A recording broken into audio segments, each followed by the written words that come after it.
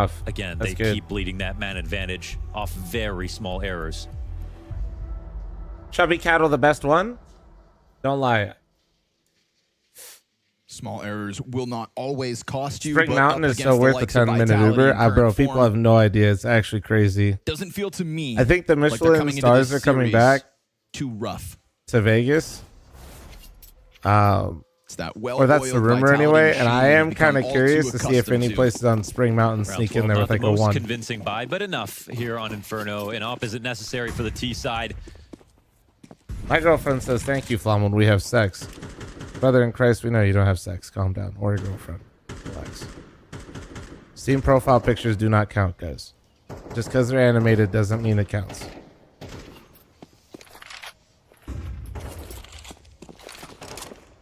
You can tell that Stan comes into this one with a plan. Doesn't want anyone wasting utility or dying. But again, all the man, it's the next to the 50-month primer. Thank so you. Threatening. They really want to take their time, make sure they don't get hit. Oh, and they still will. Damn. They've been following them with those heat-seeking nades. Oh shit.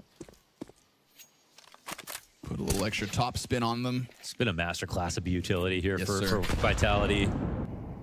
Finally, oh baby, yeah, baby stacks has your hook. Hell yeah. Sonic down low, Apex dodging flashes. Yeah, baby stacks is a little chain out here, but it's so good. Endeavor loses Apex, still able to drop 1. The captain of Vitality with a corpse in his hands. Nade to pop open smoke. Zyru wants to end this half, and he'll do it on his own. Double 5-7 kill. 3 rounds for Wildcard, but none consecutive. This is the team that just keeps winning. What the fuck is happening? They're having way too much fun. I don't like this. Chat. It's that time. You know what? Nah, fuck it. I won't run one. 29 minutes with no pre-rolls. We should be fine. If you guys are in here, don't leave, because we'll be fine. No ad's gonna run for a long ass time, but pre-rolls turn off in 29.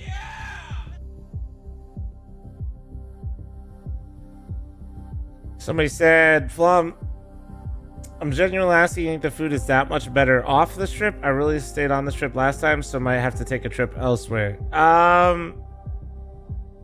No. There's really good food on the strip, but the value off the strip is much higher.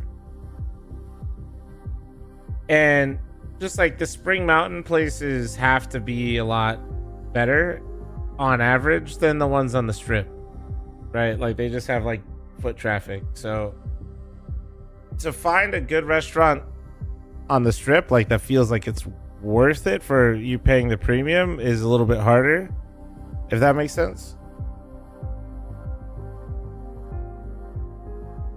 Hi FL0M, I am once again seeking your assistance with the following. I get a hand job from a deaf person. Can I consider the Toral? Thank you, a wise one. Bonamont, you don't get to, you still dodged me. You're still on my shit list, Bonamont. Thanks for your 420. Otto, thank you very much for the gifted sub to Blue Wave. Thank you. Thanks for your 420. It is a valid question, but I still haven't figured out the answer to that. I think once I figure out the answer to that, Bonamont, that's kind of like the secret to life.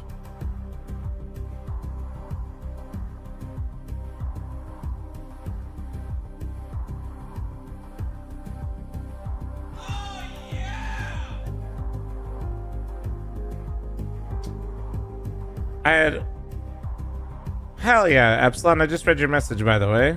Congrats, man. Glad you're recovering well.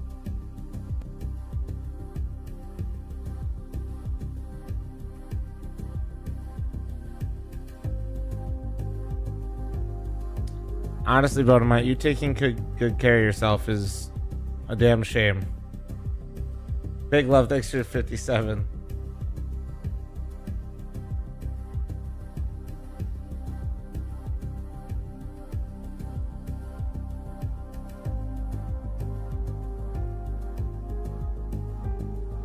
How many wins does Vitality need to beat Liquid's record? A few more. Fury coach announcement. Bonamon, you've been lifting a little bit on a real note.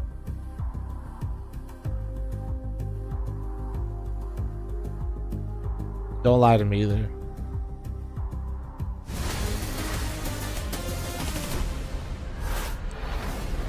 you come for the king, you best not miss. And Vegas is Wildcard going bankrupt. didn't really. Bankrupt's a Great strong rounds word. within They're that definitely half, losing a lot of profits, outclassed but on an MGM individual specifically level. did that to The utility here themselves. from Vitality looked world-class as well. And ultimately, the inability to string round wins together, I think, cost Wildcard more than it would have if they were MGM's able fucking to get stupid. any sort of momentum. Not to They mention, just kept buying properties and then doing stock buybacks at too high of a This is the percentage. most Anyway, sort of that's honest for another day, 9-3 that I but can their properties remember suck ass in and some they time created their own where, downfall. Wildcard tried super hard. I think they did put their best foot forward. We saw minor mistakes from them, which Yeah, is MGM pretty is impressive. actually, dude, Versus if a you team go that into an Vitality, they MGM can make casino, you I look could stupid, tell you right? when I'm in We one didn't just really get based on that like often at a being in there for Wildcard, like 5 but minutes. Still, it's such a strong lead. And it was a pistol to kick this off for Wildcard. Let's see if they can put together two. Yeah, Bonamont, you got to get in there, bro. Because if you're losing it that fast, well, that's good. You got to like able to break down the A site in the blink of an eye. sooner rather than like today, bro. Get your ass in there. Early damage to Susp. Not Even if quite it's as like lucky little with shit. connecting Sonic, so still one full bar of health towards B. And that's going to be Wildcard to start to sense a timing in middle. They're going to activate here. 3 players pushing mid could damn well catch the rear end of this caboose from Vitality. Robs gives up the flank angle.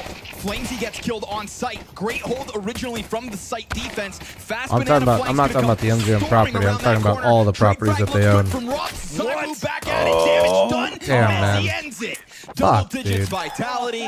It's a hell of a test yet Sorry, again we're a bit from the North derailed here, guys. American I'm currently trying to. organization, This is but my it is coping not mechanism. enough. It's again like you would put everyone in the same place again, and you would chase down Zywoo again. But the way that he dealt with that on defense, walking back is vicious. He is so good that I think, you know, he knew he couldn't leave to the site and find a better post-buy position. Instead, he just stayed and fought right behind Rox after those kills. Beautiful stuff out of Zywoo. And the whole team once again. And if you didn't know, yeah, it's funny is like the casinos that aren't a part of the conglomerates are basically the best ones. It's kind of the easiest way to find out where it's good. In the first half. It's like actually, I wish it wasn't true, but it is. Yeah. Couple pistols up inside of the apartments. We'll see if this catches off. The Challenge thanks for the 51-month primer. Thank you, thank you, thank you. You look great, brother. Vitality were able to win that force buy. Maybe Wildcard pull one out themselves. Yes, sir. Kill on each side of this map. Zywoo's going to look to chase down the corner player, but he gets caught in the jump up. Apex trades good. He's low, but still successful in opening up this B site with Robs grabbing bombs simultaneously. The best thing they offered over thus far is that Mac 10. Look at that. He drops the bomb because he sees Like that they're rotating ones that over don't to own B. properties outside of their original property probably win, and Fountain Blue are my favorites. But at this moment, Apex Kind says, of depends just come on here. if you're like being literal with the term. The departure, bomb tossed over. Looks like Rops is going to have to be the one to come up clutch. We've got the nade for Apex. Oh, it stops the bomb. Not down. Here it is. Interruptive play from the CT side. Rops burning down to 14 health. A force buy to try to keep the challenge going. This fight goes both ways. Wildcard No actually conversion, performing better than Vitality. Falcons Even on more Inferno. impressive. I mean, that second round of the first half, they Big couldn't force convert, back but there. stealing it back here in the second half. That does speak to, again, at least some of the quality wins that we've seen from Wildcard. Hell yeah, my monitor, good shit, dude. Essentially a force down, and they had great positions to do it, too. Caught Flamesy totally off guard. I'll never be at the Aria this weekend. Really never did a stayed great there job before. over towards B. Aria is like holding on for dear life in terms of like That still nade being to kill okay. Apex almost misses. Yeah. Still falls in the crack. Gets the job done. But yeah, Here comes Sus to dude, challenge it's through actually the so banana bad. smoke. A How lot of map dude, control for MGM him just out of kills the the gate. properties. It's nuts.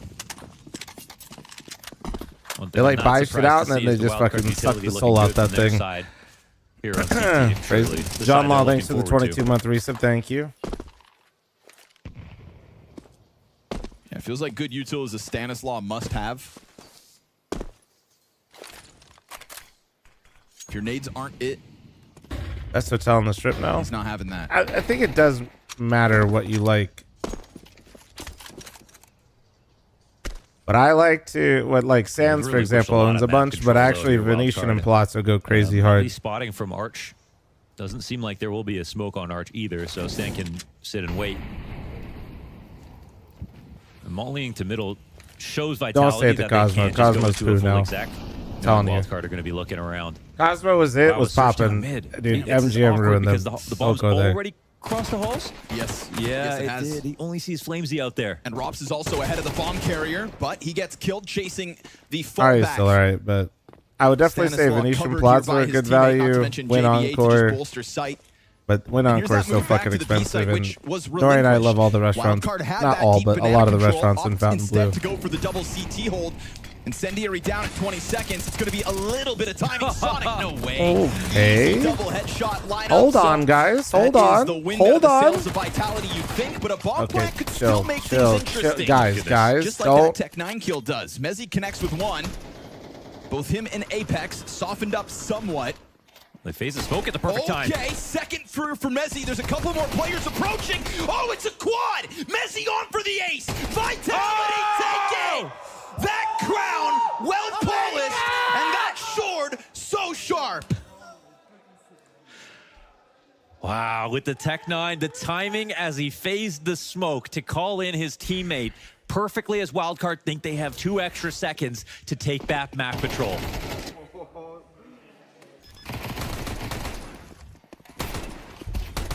Crosshair placement, perfect, every bullet in place, all by Mezzi. How did this happen? How many bullets did he have there? I think it was the last. Oh my goodness. There's only one American on Wildcard. That makes me happy. No, we take this as a win.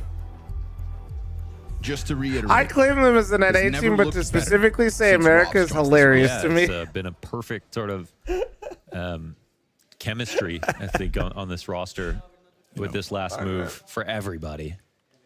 You get this ROP signing, and you think that in and of itself could take you to a new level.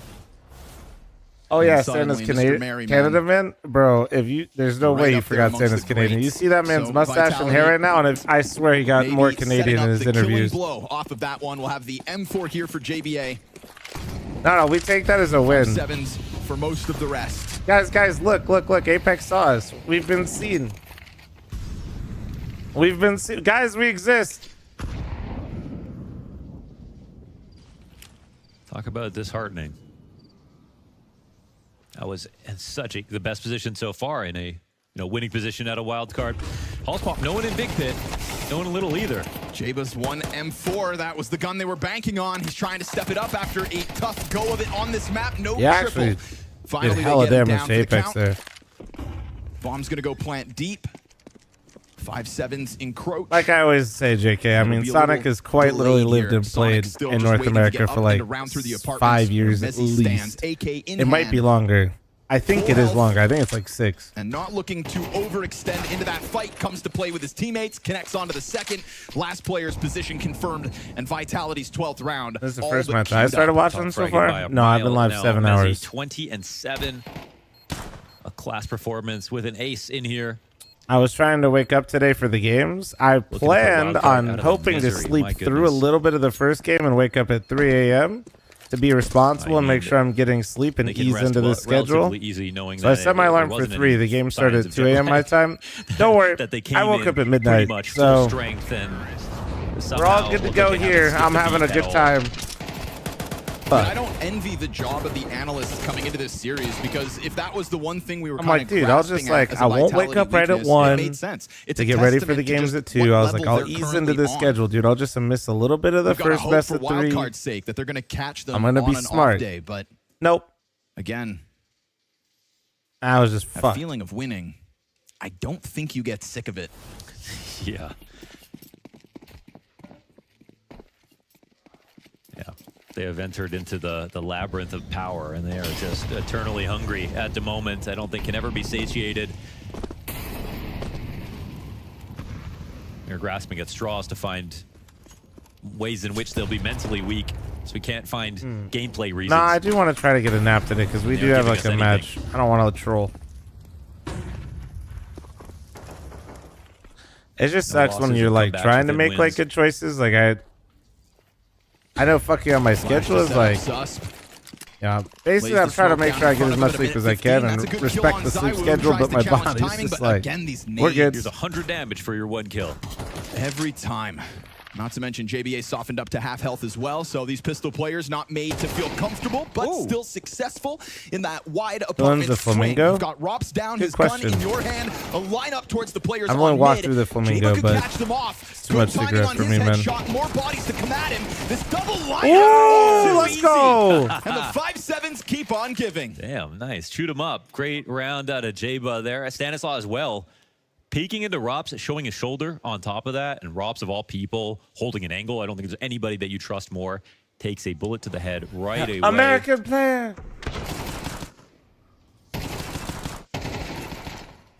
Still showing they have some teeth. $500 pistols really starting to become the star of the show. From Mezzi's Tech 9 ace to the Jaba triple. And within this map, if there's anything, you know, we can kind of also give to Wildcard, we've now got with these multi-frags coming out of them, a little recovery of JBA's map 1 at the very least. Whether or not that translates to success on Dust 2, we'll see. I don't see any signs of weakness for Vitality, so why would we anticipate a fall off on their camp?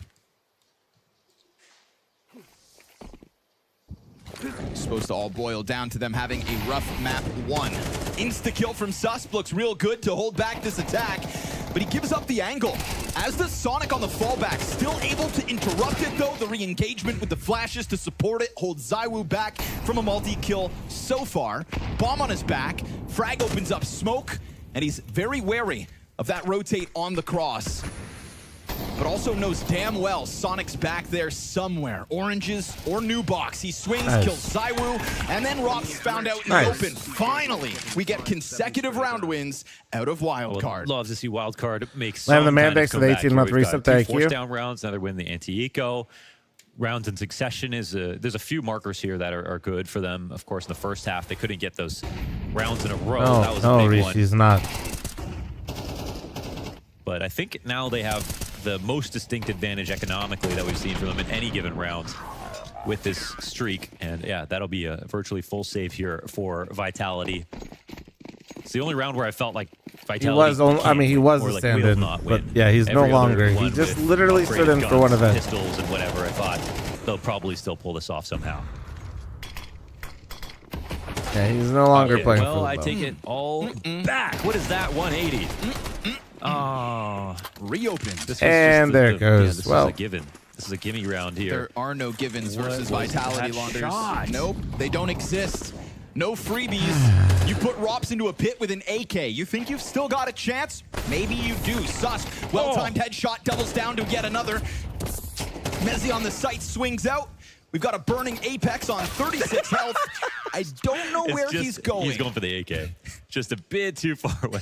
He was honestly within did an inch of being able Vitality to press do the E on that equivalent thing, of but- just take their fucking hands off the Oh, keyboard man, and that's- mouse? That's pretty funny. That's kind of what that looked was a like, nervous right? moment after that deagle shot from ZywOo. And what was that? He like cleared arch, spun around. Wow. No, but like, it's nasty. Oh, they literally all just fucking started hard trolling. I don't get it. Jiminy Crickets. How do you explain that to your IGL? Clean up crew. Oh, Apex. No, they didn't plant either. He was looking for a drop of water in the desert right there. Which matters a little bit. They, did force their lower util, and Apex had to get a Galil. This win still I mean, no 12-7 Oasis. is not bad. 5 rounds to close it. And do you guys remember how many Falcons got real on Inferno versus Pole Vitality? It's position not too for bad. the Vitality camp. I think if anything, even though that last round's a loss, just a reminder that the sudden pounces that Vitality can offer up, certainly enough to end this game. Fuzi. When do we get Nice another shot. game again? Nicely done there. Honestly, if they get to 8, Snap adjustment onto right then, Apex for man because the advantage money right yet now in again. Vitality isn't I great. mean, if they win this round, then we're going from a team that had no chance of winning to probably won't win. Wildcard have really made a Launders dignified has performance such a way with happen words. so far, but this rifle round will obviously say a lot more. Made in hand, ZywOo chases it, not able to react to the Susp support from above. Third layer of the defense in Fuzi, but that's 2 more members confirmed. Dude, you got to hit that, bro. Come on. And obviously still 4 up for the Wildcard camp. FaZe goes for the reposition, met by fire. Not going to be able to get into this. It's going to be Susp just trying to give him time, forcing them to cross that bomb site. He literally has your cross. Up from beyond grill. Oh, they get him off the angle with that threat of a flash. Oh, Messi gets way. the cover into the back of sight. Flash? And now if he wants to challenge the plant, he opens himself to the flamesy peak. Good trade frag. 10 seconds. CT rotate denied. And so while Jaba's offered up a couple multi-kills, now he's going to have to give us a He got 2, but he actually 1v2 with Rops up along the wall. Timing's good. Spray connects. Damn near even health, but it's still another edge. Messi, the best performer for Vitality, ends it now. 13-7 for the world's #1. Just yet another instance of business for the Vitality camp. Starting to get pretty spicy there at the end. A dream was starting to be born in the minds of Wildcard, but a clutch at the end that could not pull them over the line. Really doesn't clear that? It is Vitality. It is the expectation to take There's map an off 1 of angle on this Banana. Yeah, series. you can't clear every Totally angle, built up guys. I'm going to go pregame through this here, again. I gentlemen. always have to And say that's this what usually happened. once a stream, but Wildcard yeah, there's had an a lot off of good angle on ideas. Banana I there think that they're people good usually Inferno hold team. when we go to Inferno's clear a that. a map where you look at it and there's definite possibilities to catch opponents off guard, but He just problem has is to they're take a playing guess. Vitality. And Vitality, I think, on Inferno, has they to almost guess. never let their opponents get to 10 rounds. The same thing here. He playing with no shoes? Dominating The hell? I scoreline, played no but shoes. it felt closer in a lot of aspects. It's the fact I'm that trying to play like I play at Wildcard, home, dude. they Why were the winning fuck their would I key keep side my shoes rounds. on? They were all separated. Like the inability to string 2 together consecutively is always going to hurt you in breaking the economy. Caden, Vitality, on the other I hand, realize that you're showing that enjoying the YouTube stream, but they that's are actually it's so well the prepped for such a issue is variety caused of by calls. Like even when YouTube, not Stanislaus in the ESL. bag, trying to mess up the tempo or play late, play early. It's almost like Vitality knows Why I keep pants exactly on? when Well, I to just play in use all of shorts that personally, utility to the but fullest effect. Yeah, and I mean, we see on the scoreboard, Also, I'm not trying to even when flashbang Zywo goes everybody on the 13 and stream, 12, so I'd he's probably put 85 ADR, you know, this is some your nice GOAT, and they're still sweats on, they're, dude. they're still winning easily. They still have Messi picking up an ace at some point. Well, Messi is many people's GOAT. British people, but they're people too. Yeah, they just have so Feels much weird to play going no for them shoes. that What? Wildcard can Why are you guys wearing pull off shoes a in the few house, impressive man? rounds, but that's They just better not be enough. like house Let's talk about a few slippers. impressive rounds, though. Before we get into the Vitality glazing, there were some bright spots here, and Mao, you wanted to highlight one. Let's get into Stanislaus glazing, okay? Why not? It's Krispy Kreme over here, all right? We're going to see right now just how he was able to construct a great gun round, okay? So early on, they find a 5v4 advantage. This is the dream situation for any in-game leader. Because I have a vacuum. They actually give a pick up backs. But in the 4-on-4, Wildcard, as soon as they really got that opening pick, immediately 4 guys are running towards bracket. They take down Rops, and they're just moving as a unit. They're moving as a pack. But there's still a little bit of a push and pull to this round. Like, they get kind of confused by the smoke at Library. They think there might be another A-site defender. They are correct about that, and they peel away, but they're just clearing all these angles together. They're in a kind of an amorphous blob that is joined at the hip, so that anytime anyone from Vitality is trying to take a bite out of them, there's always someone checking some angle. They got Rops, they got the gut player on porch. Like, they're always just making sure that, and Stanislaus is just saying, like, if we're moved together, we can't get picked by these Vitality players. Yeah, that's the situation they know they're in. They know, okay, max 1A or max 1B after we kill the guy at the Damn library. right, Arrival. Max 1A now. I know where their paws have back been. up towards B. They get the kill on Zywo. They ain't close going out the round, outside. no problem. That's just They ain't going awareness out in of the the public, situation. brothers, When in you the can backyard. sacrifice a little bit of time, Hell you yeah. don't need to rush. Now, we do look at this I as know like where a their measuring shit's stick been. for a Literally. Wildcard roster. Obviously, they're coming up against the best. Part of it is just showing Hell what no. you've got. In your estimation, before and after this map of play, higher, lower opinion of Wildcard? About the same. Yeah, it's actually very similar. Like off camera, I think Vu and I were kind of saying, like, do they get to 10 They're in rounds in public this one? places, I Arrival. said Fuck 13-7, 13-3 for map. So on their pick, they look, they looked all right in certain moments. It's just kind of timing for when they win those rounds. It is indeed. Speaking of 10 rounds, we've got round 10. Let's cue it up. This is a round where Vitality just showed that they could play against the slower tempo from Wildcard. Apex throws a smoke to block them off at top banana right there. And Zywo is pushing the halls right now. And while he's pushing those halls, immediately we got Mezzi in CT. You hear his sped up comms that he's able to actually throw the flash in to assist the players from the Vitality side. Mickey But it's Mouse. just perfect. Like, this is exactly what you want from Vitality. When we talk about praising them, everybody knows exactly what they're supposed to do in every situation. You throw a block smoke top B, you take some space on the other side of the map, you rotate to defend the weaker side of the map. Like, this is all so perfect from Vitality. Yeah, and when we're looking at that, the reason Apex has that extra utility is because they dropped them extra utility in spawn. They know Wildcard, a banana-heavy team, Vitality almost never lose banana in terms of they're either getting, if they're losing banana control, they're getting a ton of utility damage, they're taking their time, so they have 30 seconds on the clock. Apex shows up with a third set of utility. They're pumping them down with Swag, utility I don't think I want the to watch entire it either. game long. And although they gave up banana a few I don't want to times, watch they simple just rap, track dude. Wildcard My throughout the goat, map. I They have can't. the extra My utility. mental They can't chip them handle it. down, and these rounds turn out kind of easy for them. I mean, look at just all this nade damage. I mean, we've got a big compilation right here of just the fact that they are pelting them with utility. Like, that's 100 damage nade. That's another 60 damage nade. This is a great nade from Apex right here. It's exactly what you're talking about, Vu. I mean, the Apex Flames duo, you wouldn't really look at that on paper and say, like, this is insane firepower, but it's not. It doesn't have to be the craziest firepower when everybody's got 40 health running into you. Yeah, they just have to do their job. They buy some time, and then you have the pushes on the other side of the map. Rops, Zywoo getting their job done. You have the rotates perfectly. They had 3B on the round we showed earlier. They just do everything right. They do everything right. And one guy who's doing everything right in this. The flex, if you're getting the skin, man, you got to get what you like the most. Years. We got a Brit. We got Mezzy coming on through, really dominating the server on this one. Let's not forget that his first foray into Tier 1 was on a Cloud9 roster, Mike. Okay, so we claim him. American So we claim him. No, we don't. We don't quite claim him. But no, this was a Mezzy masterclass. The way that he was able to defend his own A side of the map along with the rotations that we've seen thus far. And I mean, this was also the most tilting round of the game for any Wildcard fan. The Tech 9 from Mezzy. Like, I remember talking about the Deagle Mezzy on some of his older rosters. Not the Tech 9 Mezzy, but man, another wrinkle to his game. Yeah, and I mean, they had the right idea there. Just the timing was slightly off, and now you have Mezzy. I mean, he's been so unleashed since Rops has joined the roster. This is something that's been talked about a little bit. Something about Spinks, I don't know if it was the playstyle. We don't really have to get into that. It's just that Mezzy has looked so damn good ever since Rob joined. He's been really kind of reinvigorated as a player. You know, I'm just scarred as an NA fan because when I saw that 2v4 with the Tech 9s on site, I knew something in my body broke, and I knew that round was over. We knew you were an NA fan because before that 2v4, look at the odds. You were already freaking to 30,000. Sounds like somebody's about to get VIP, dude. There should be trigger warnings actually for Mike in some of these games. like when he's watching an NA team, it's like, I don't know why you're not just co-streaming this event with all the guys that are around us right now. We need more React mics. We'll just put a choking hazard label on that demo, perhaps. What the fuck? But no, I mean, the reality was What the camera angle is going on? Guys, Maybe wrong it took camera, some wrong spicy camera. rounds to put that game away, but it was Vitality conforming to expectations.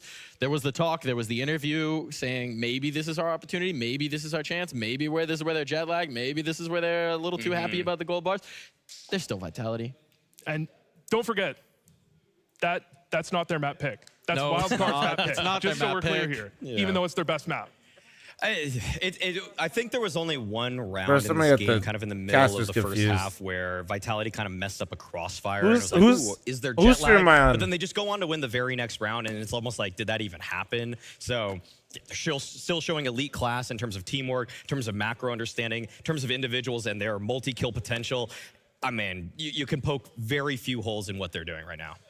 It is the sign of class of a top-tier team, right? That even if you're down to your B, your C game, whatever, that's still heads and above the rest of the class. And unfortunately, Counter-Strike is graded on a curve. We're going to take a quick break here. When we come back, it's time for Dust 2. Win, thank you very much for the Twitch primer. Thank you, thank you, thank you.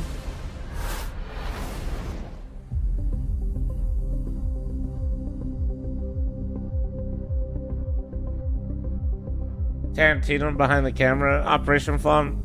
It's cinema, you wouldn't get it. If it was Tarantino, wouldn't it be pointed at feet? Anyway, chat, I'm running an ad. Heads up.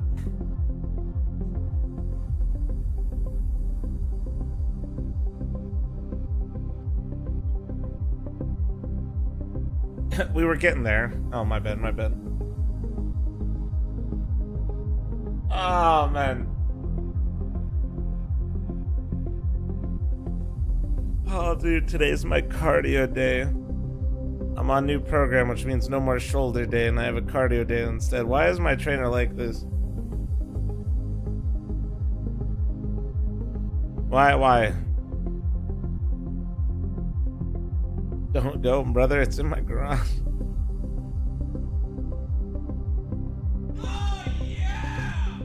Stop, thanks for the 7-month reset. Thank you, thank you, thank you. How long is my cardio session? It's probably gonna be about 45 minutes.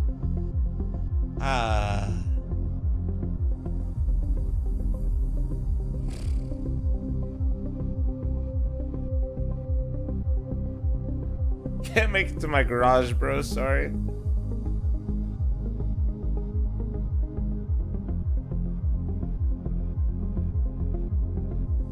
What do you do for cardio? Not sure. I'll tell you what I'm doing today after I'm done.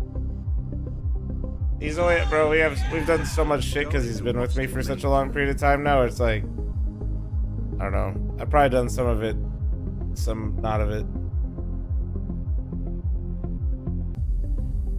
Oh fuck.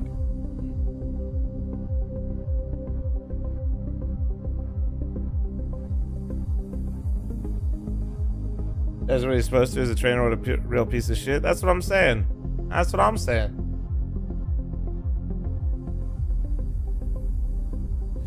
What up, Ducky?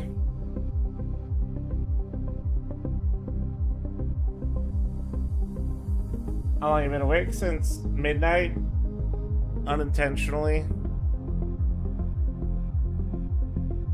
I tried to sleep in.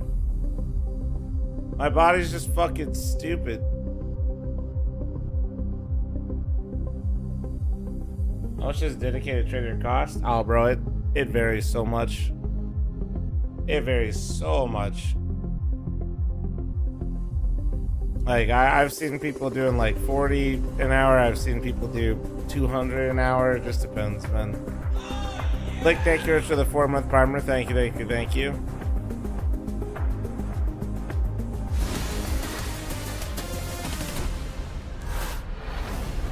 Short work of map number 1, but Vitality, they're just getting How do you warmed feel about up. We going head to to the schedule in a sandy month? That'll be shores fine. of Dust I'm down 2, for that. and for Wildcard, they may be coming to the end of their deck, but will they just be able to pull out a Joker in this matchup? That's the question that we have to answer here, boys. No. Well, then, that's Parallaxing, thank you for the 14-month primer. Thank you. Vu, he'll be collecting his day rate and walking right out the door. I mean, look, when you look at old Dust 2, Dust 2 was a very puggy map. It's a map where you could see an upset happen. New Dust 2, I think it's much more tactical than it used to be. I give Wildcard, they have some chance. I mean, Vitality have looked shaky on the map, but it's still Vitality's map. We had just that faintest spark at the end of the map, right? It's the classic cosmetic comeback, but there's a couple Chat, I'm matched all rounds gifted where on you feel Twitch and a little better YouTube. about So your crosshair Twitch if you're Tugger, playing. remember, mommy, Could that I be a got spark you. that ignites the tinder of Wildcard here? This map and this series for Wildcard is just about confidence. It's just about seeing and keeping morale and not getting completely blown out of the water so that when you move on to tomorrow or whatever the next match is for you guys, Twitch what? you're Twitch Tuggers, not dude. with your head completely the on the Oilers? floor. Like, if you're able to scrounge together a couple wins, there's a proof of concept of maybe a strat or two that you ran in this game, then you're going to be happy about it. You're going to think that's our best strat, or that's our best setup on the CT side, or that's a great mid-round from Stanislaw, or even somebody that's a secondary caller. As for a huge victory here, Mike, I feel like you're Aimbots in is a classic the Shogun. tiny minority of people who think there's even a sliver of chance. I'm sorry, I like an underdog. I mean, I think this is going to come down to, and Wildcard fans are going to hate this, the way they lose. If they lose with some terrible throws, like they get Tech9 aced again, then they're not going to be happy. But if they lose with dignity against an AK or Toronto chokes again this year? aces them, I think I respect myself after that. So what's wrong with Probably. Messi? What's wrong with Like, Messi? they shouldn't. Messi Toronto looks good, but I feel like they will. It's very respectful. Okay. Well, they trying do to say say something here? that the UK is the NA of Europe. That's all I'm saying. They do say that. They do. It's a say special Honestly, with the gift of relationship. sub to They do Tina. say Thank that. you, thank you, thank you. I don't know who these Shadow, you people won are, gifted. but I'm sure they're out there. Them. They do say that. Yeah, someone in Twitch chat saying it right now. Who are these people? Press 1 in chat right now if UK is the NA of Europe. All right, well, Vu has managed to alienate an entire country, so we're starting out strong here on day 1. But moving on in here, if you were going to see the spark coming from Wildcard, how would it happen? I would think that for Dust 2, I want to just see grouping up, taking good map control. I'm not sure actually if they're starting CT or T side, but in terms of just T side, I don't want to see them just get plastered before they even get into a potential site hit position, okay? If Vitality is just pushing lower, swinging off cat, you never get long control, I'm concerned about Wildcard's future for this map. If they're at least able to get to cat to then lose a 4v4 or something, then that's the respectable win. That's in the vein of losing in the right way. Yeah, I think the reality is they need the T side. They need that T side. It's not the CT side. They're going to really struggle on that side. They need a dominant T side. You do that through get the early map control, and then we've seen teams recently, they love the B pop, their mid B's coming back, and you can catch teams off guard if you just put them in the wrong spot. You take that map control away, they don't have a CT spawn player, and then you hit B, you manage to win a couple aim duels, you can win that. Look, you guys are talking about this like it's settled business. You're talking about this like it's confirmed. But you know what? I come from a place called Philadelphia where we tell a story of a plucky underdog who entered the ring with the heavyweight champion of the world, and he lasted a whole lot of rounds. I'm talking about Rocky. And I know my favorite ringside announcers might just be telling an underdog tale in this one. Scrawny and Alonders, take it away. Thank you, Mike. So eloquently put, but you're from Philadelphia, which means you also stink. And, well, your pick for this matchup is underperformed. They did not deliver to what we were hoping they would in that first map, Mohan. Now trying to do it on Dust 2. Yeah, it's a shame. I think we saw lots of great rounds in there from Wildcard. I think it was, you know, it was noble to try to take down Vitality on Inferno, and I think they did put their best foot forward. Dust 2, even though the records aren't equal, is still going to be just as difficult here as they come into this map. I just didn't expect it on a CS and I think that Vitality, apart from one shaky spray from Flamesy in the beginning of the game, outside of that, they look crystal clean. No problems with their travel over here to blast. Their day one is looking solid. It's going to take full strength Wildcard, a little bit of luck, and a ton of X factor to be able to pull out this victory, even a single map here. And if they do take Dust 2, of course, we'll get the chance to see Train. Yes. Maui said that, you know, this is a map where if there's anywhere that you could go, even though this is a streak for Vitality, it's the smallest one, it's the best played map of their map pool. 15, it's a place that gifted. Thank you. It's still unexplored. It's a map that is not developed entirely yet. So, but we'll see if we get there. If you had time to target Vitality, you'd think that's where you could have put a little bit of extra work in. But we'll see. It's going to bank on getting there to begin with. If there was any sloppiness back on the first map of the series, it was in converting pistols. Neither team, after winning the pistol, was able to win the follow-up. We saw in that second half, it actually went back and forth for multiple rounds. Boy, thanks to the 5. So we'll see if there's a little more continuity to the start of these halves. Fuzi from Catwalk makes contact. Immediate fallback to that A site. Oh, but you can see that right here. Opening setup out the gate. No vision on mid control and Stanislaw in the window. They're hoping 31 for to come in. All right. Now, big love. Thanks to the 5 gifted. All right. Everybody's just lighting money on fire today. We appreciate this. Waiting. London Sweet. Thanks to the 5 gifted. 36 gifted. All right. Slash. It announces Frito, dinner first, please, before we start saying things like that. Fallback from Long, which will open the door for the Long flank to come out eventually. Ooh, there's the response back from Sus, but here's that hit, right? Rops takes his sweet time, just enough time, as he tends to do. And it's man advantage in the post plant for the Vitality squad. Yeah, so unfortunately, they were just really hoping that this is going to be some kind of B play, and now they've got a tough retake where the time's ticking. Man down. Oh. Zywoo pops up. Ooh, I'd love a Zywoo P250. So clean. The P250 Kevlar in a pistol is a Zywoo classic. That's his cultural impact. Yeah. It's just the lack of flick that really is the impact. Like, it's those kills looked so easy, and he does that every day. Shit.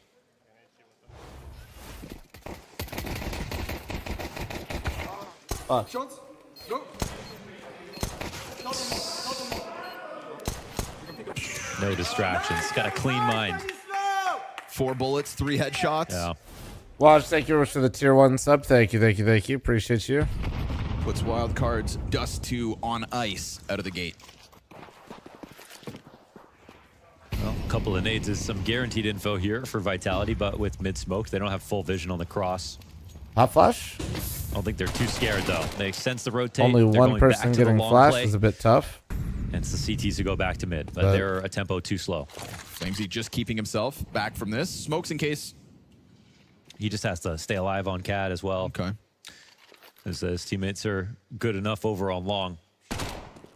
There's two heads spotted. Stanislaus softened up the swing off of the CT cross. 3 players here for Vitality on the cross itself. They lose JBA in the process. Oh, he wants to go through it so bad. Oh, they will. Set ablaze, smoke in front of him. Poor FaZe, nothing he can offer up. 4 players. There it is, folks. The first converted pistol of the series. True. Like tactic here, obviously with the 2 HEs, those are guaranteed. Sometimes when you see flashes, you know, if they're in too close succession, you're not sure exactly like how many players are there, but with how much hair product do you think Sus goes through, chat? Vitality use that as an It's gotta open be a round lot, to hit right? long instead of run away from it. It's the right idea. Not that Wildcard had the resources to pull off anything too complicated, though. Heavy long stack once again. Ain't no way, bro. He's coming in this direction. Uses more. How many players can you fit behind Car? Looking like the question. They go for 4. I subbed once during Bounty. Why did Twitch And off that remove my smoke, follow? they I had to decide to refollow activate again here. and So sub. Sure, flash man. is very well timed. Look at them my scatter. goodness. 2 kills out of Sus. There's the response. Rops triple. You get 4 players blind. all right. Rops recovers first. Cleans Moving up quick. shot. Trash Luckily, bag. they Thanks for scrambled the in 100 opposite bits. Thank you, directions. They beautiful. didn't have that pack mentality. 2 minutes remaining, And so, chat. What do we have? 36? That's Is kind that of what- boring. is that what we decided? Because it was such a good flash, and Yeah. they actually almost won 2 that. kills? 36. Yeah. You know? I just wish they won it. I just wish they won it. It was. I such a don't good hate this tactic here. idea on this It's round. like no one's playing anti. Like that's how you know you've made a really good play. It's actually like, it's like nobody had already actually spread tries that too far. much. Feels like Robs was only flashed less because his teammate blocked it for him. Oh, is that what happened? I think so. Yeah. It looked like he was like really jumbled up on the guy in front of him. Because like you said, nobody playing anti. Yeah. A little flesh. Yeah, I've never used Vibrance in CS2. I don't know how people do it, to be honest. Not bad. We've been talking Actually about the feels nades like my all fucking long game so is far, glowing. and there's another one to take into consideration, but I love Robs' timing. He hears that util usage in front of middle. FaZe on high alert despite chucking out util. And we get this position from Stanislaus, certainly unorthodox. About to hit 1K views on YouTube. Nice, man. Make sure you guys like the stream and that was make sure you great. guys I mean, are they subbed. covered everything, and even though they A lot had of people player that inside watch mid, aren't, didn't have so vision. always Sandoval appreciate if gets you spotted, remember. however. Boozy tries to come out. Oh, We'll he's see if trying to this get Hawk there. continues Ah, to he's stop just the dead. momentum. And now Zywoo's FaZe's nade in a kill bad stands for spot. his pick. He clips Zywoo's wings. Plenty of bodies behind this smoke, and FaZe just trying to retreat here. Sus goes down. Still more rotates coming through, but each of Sonic those just got movements Mac beyond 10 the by offers Apex. He must punished. not have had head And so armor. Vitality reclaim man advantage. 40 seconds to try to pull off this 4th consecutive round win. They're just so filthy, man. I mean, even love the molly to the fallback on Car in case FaZe wants to make it more complicated and hold on to long control in any capacity. Punished entirely. Apex about to run through B, and there's no one here. Now, it depends if he starts walking and where we see FaZe go from 36 this gifts, position. guys. That's what I... Looks like he may not get caught off guard. He dropped, though. Apex. And, yeah, 3-on-1 here. How did over on Sus the A die side. there? They mollied out Info on Car, FaZe, and but he he's was got the stuck op to save. while Just holding got 10 for seconds. FaZe to My fall back. goodness, this is close. All good. He's stopping to throw nades, though. Whoa. Yeah, that's crazy. Okay, Flamesy. Playing dangerous games, but still, you know, he's allowed to. Down to the wire. Bomb planted. He did the mental math. And the 4th one taken. This team is filthy, man. FaZe's 2 kills this round, all for naught. Looks to be the last player standing, hopefully saving this AWP for the next one. But it is a slow start from the majority pack of Wildcard. Nice. We saw that same sort of deal occur back on Inferno, and still JBA able to recover his form.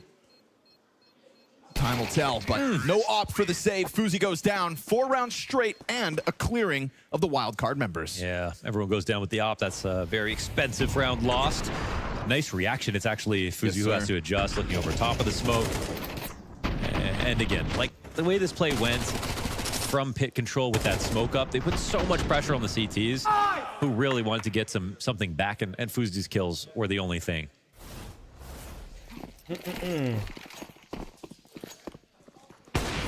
Ooh, hit him. Playing B just sucks when there's a good opper on the other side. That's your B tax right there. Good. Yeah, he's good.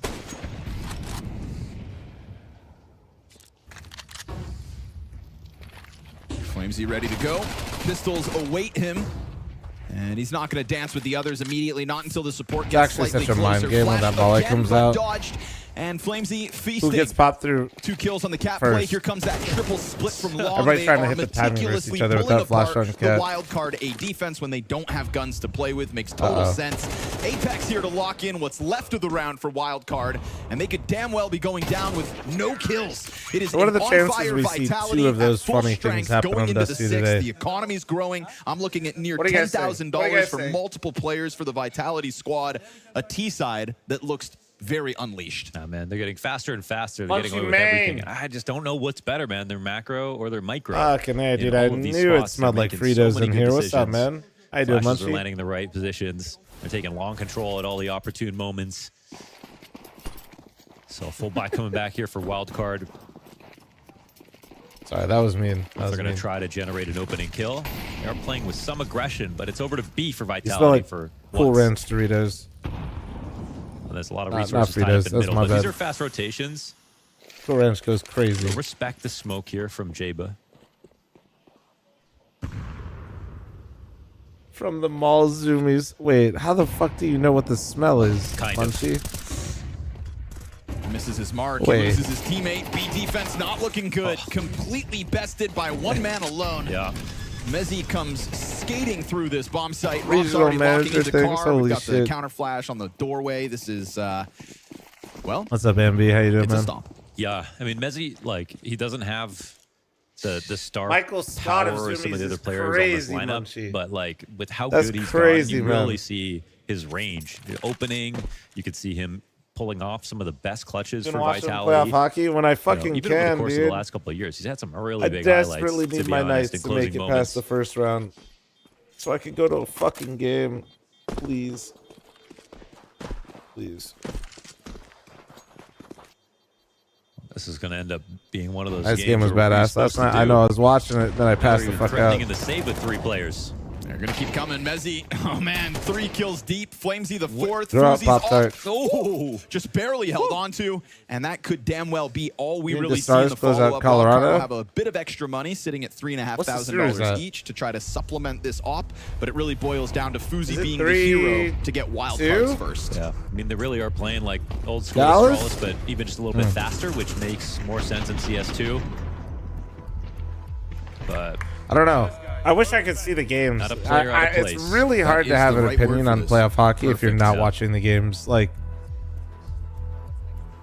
I think other stuff like you can kind of like guess what happened, but I really do feel like playoff 3-0 hockey in is so opening duels. it can be so crazy sometimes, like what 3 you're watching in multi-kill the rounds games. to his name. He has been a jackknife It in some of changes these so moments. fast. Yeah, I don't know. If you told me they found so many before, long like openings who already this half. I feel They like found the right B Stars opening right there with and Jaba the alone. Avs playing right Conditioning in there full is effect here for borderline Vitality. the They can get Western away with Conference anything. Finals. Even murder? Like, Even murder. Tax Serious- evasion? and I say this even as a that. Knights fan, and oh my god. What was that Oh, track? he Jaba fucking jumped over the tracked him, smoke, man. And he tracked him through the door. 1,000 ways to die. That was murder. Yeah. That's cold-blooded, dude. Oh my goodness. Oh my goodness. But yeah, I don't know, man. I haven't been able to watch the games. One more time, production? Please no hockey talk as a Kings fan. I'm gonna go postal. Yeah, you guys keep giving up big boy leads, Surprising and it's every pissing me time. off too because I was looking so smart to my trainer and to my homie. They asked me to predict the first round We said the upset, hero and I of the said the moment Kings needs would to be upset Fuzi, the that op Oilers. just a And bit you guys are really inactive. making me look You fucking posted on stupid right now, Catwalk, and I need Flamesy you guys to tries step his it up. shenanigans Again. Stanislaus gonna I take haven't to seen the the games, helm. but I know how the goals are We happening. do Like, get a you know what I Sonic mean? tag on Robs, but we're really grasping at straws. I was watching up until the half playoffs. of Robs' health being gone is a saving situation for Wildcard.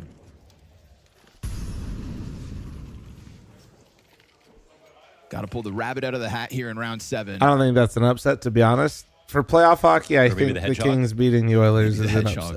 upset. I personally think that. Well, there's no real great Maybe not position to everybody play, agrees with the that, Deagle in this but- position, but he's definitely going to die now. Found out from middle, no support. I don't get the Hedgehog thing. Sonic. Oh, okay. Stupid.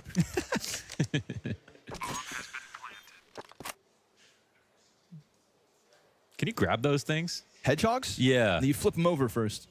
And then you tickle them? Like turtles. Oh, okay. Don't, you know, don't approach them from the top or the front. That's how I True, come at Mike. Cortana, true. Sorry, guys. I know the game is on, but it's currently 6-0, and Again, well, was just dancing around the server, we're kind of at that jumping around point. with the tech You dime, know, hunting down these kills, even as the making guy sure that nothing wants can be Wildcard to saved. do well, I gotta. I mean, they have not been challenged so far in the first 7. Down goes FaZe as well, so that op will not be saved twice. The grandfather clause not allowed. ZywOo is laughing his way to a best-of-3 win. I was joking about how Wildcard haven't got 13-0 on LAN. They did online, unfortunately. Oh my gosh. Oh, yeah. how many times can they show me this? It's surprising every time. Each and every time. Whew. ZywOo. The life of Jaba. It's White Boy Summer. Yeah. Yeah. Vitality are the proof. ZywOo's got all the white claws, though. Sonic, sea of utility to try to pressure the tunnels. By the way, Nicely what's the done Amaranth to stuff cut in off Wildcard? Messi. Flamesy doesn't Oh, want any Amaranth of is that a engagement. part He'll owner in smoke it off. That Wildcard. is tunnels Yours. control and a man advantage for Wildcard. Folks, you could be looking at their first round win if they're able to push it over the line. But Stanislaw dies towards long. We get this FaZe activation to try to stop it, and he will finish Rops. Good call that Stan had done damage. But he knows they're pulled. He's pulled apart between Long and Cat. They're going to come out right behind him. See ya. Dude, Easy he op did it with shot. the op. Holy shit. Apex to help him join up, and they've got Long protected as well. Still 3 CTs If Apex here, just however. holds oh my god, he Hear them hears the stomping cat. forward. Apex misses his chance to strike them down off guard. They'll now Molly be on for high cat. alert with all 3 players Oh, on they got rifles. a- they ran swinging through, the fire. maybe. Still ZywOo chopping them off one after another, and supported, of course, by Flamesy. JBA smoked off. Wasn't able to get into that interaction. Had to wait a second. And he's trying to play with timing as ZywOo will eventually be forced forward to plant. Won't do it exposed. But now as he pops up, that was a chance at a headshot. ZywOo giving him minimal to work with at this point. Goes for a bit of a spray down. Still can't quite connect the chances here. Come on. The pistol. Nice. And a 1v2 clutch for the Wildcard first. All right, nailed it. They tested him. They wanted to take that with a pistol from the site, and I don't know what Flamesy was shooting, but I didn't see any bullets come out, to be honest. So, all right, a round on the board. There will be no egg today here versus Wildcard. Not 2 13-0s on Dust 2. W. Was Flamesy on a sidearm It too? sounded like a pistol, Yeah. right? I don't even know what that Oh, means, man. but That's a development. That's new. not. I don't think he's done that before. Yeah. It's I he's creative with know it, man. what that It's means, always and I something don't new. want to think know you what have that to be. means. I just want to watch Counter-Strike, man. 'cause Thank people you. will get mad at you Yeah. for talking smack if you get stale. So. It just gets redundant. Yeah. You got to be creative. That's why Cadian and Apex, they're just in the league of their own. It helps when you're winning. Oh, this setup is kind of hard to beat. Jaba again into that kill feed with a multi-kill. Nice. There you go, Saw him Jaba. recover back on Inferno numerically, despite that map still being a loss. And, well, it's never too late for the young gun to put up numbers. Yeah, I think Jaba kicked us What off like in the 0 and vanilla 6 or dream? something. What We the go. fuck, Yep. dude? He was right down there with Stan. What a setup? Yeah. Sonic It's not as well. bad. It's Was, pretty strong, 0 like in and the first 6. 30 seconds. FaZe has had a good time, I think, kind of clipping the wings of the players to challenge No, the Stu mid is not on this team. He It only did stood feel in like for the they just needed MRQ to to help make him sure out a that little they more. got their NA spot. Zop has been pretty on point. Oh my goodness. Karen, The amount of thanks for times the they have just 15-month resub. disrespected Thank you, thank you, something. thank you. Right when someone leaves. Oh, he took the shot. That's all right. He's still got cover. They kind of lose control of the situation. It flusters Vitality. They run back. They scramble towards Catwalk instead. And while we talk about the recovery of JBA and Sonic, it's Stanislaw who's still struggling. He's looking to come support Susp on site in a second. Burning on the ramp as well. Oh, that hurts. Not very comfortable. Continuous missed off No, shots. there's no need to Barely pile out on, here bro. for Vitality, but they won't go down without a fight. Come on. And that bomb is crossed over now. This is a 2 versus 5, now in a post plant. Surely we 6 clean them up. health for what 3 HP on remains each. of Flamesy Surely we and just Mezzy And look, convert they this, planted right? for Cat. They're still playing to win. Instead of going for Oh. default, they give themselves a chance. This allows Mezzy to take these fights on his terms. Jaba's doing it all. 3 Don't kills do that deep. Here comes stupid that shit. call from Okay, Mezzy. nice. Jaba's got the 4th kill, so Oh, he'll okay. do it all. But still, way more than they should have ever been allowed when I FaZe know. is walking up those cat steps with an op scoped on players not looking. Yeah, FaZe got a little excited, clearing mid, coming up Cat as well. I can understand the fear. But this setup at B is excellent. And I like that they don't just dismantle as soon as they get the first kill. They have the advantage. It's very hard to throw any flashes if they're within the tunnels that are going to trick you.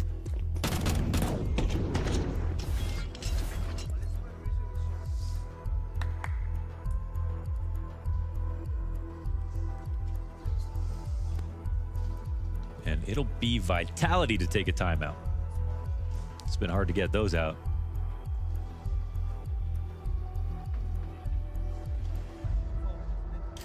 Just want to make sure that you fine-tune the T side to make the most of it. Don't let Wildcard back into the game. And a quick reminder, folks, we got a sponsor here at Blast. It's Underdog. Playing on Underdog is easy. Apex You stays just in the choose same higher or coaching lower. after Literally retires that. from playing. 50-50, basically. Bro, On he's your not favorite even close to Counter-Strike players, you retiring. can win I don't real fucking money. know. They're North American, I have just like no idea. Wildcard, me, and Launders. 50% of the time, you win 100% of the time. You know what I'm saying? Get up to $1,000 in bonus credits with your first deposit on Underdog when using code BLAST. And a quick blast up mid from Sus will find them off Get you guard. back FaZe, leading? Hell it's yeah. that simultaneous op kill. But it's not just Sus pushing mid. You've got Sonic locking into To be a suicide. good coach Apex is the just hype comes man. Well, who knows? He storming might not have the around. same passion if he's Hook, line, coaching. and sinker on that You never one. know. And so another move out of the Wildcard camp that I can get behind. I just have a hard time picturing The Apex Vitality doing tack as well, anything to come through besides with an aggressive competing option instead of playing reactive with his and seeing personality type. how I'm not Vitality saying he would wouldn't start the coach. I'm round. not saying he wouldn't be, but like it's hard. It's just hard for me when you're like, what do you think he's gonna do when he's done? It's like, I don't know. Well, we're going for gold here. Uh-oh. I just hope he actually doesn't retire. Another Mezzy. Like I always like to tell you guys, recovery. like whether you like him or you hate him, Yeah, that's true. he's got you invested one way or the other, which cohesion makes him between a the two great thing last to have in the rounds. scene.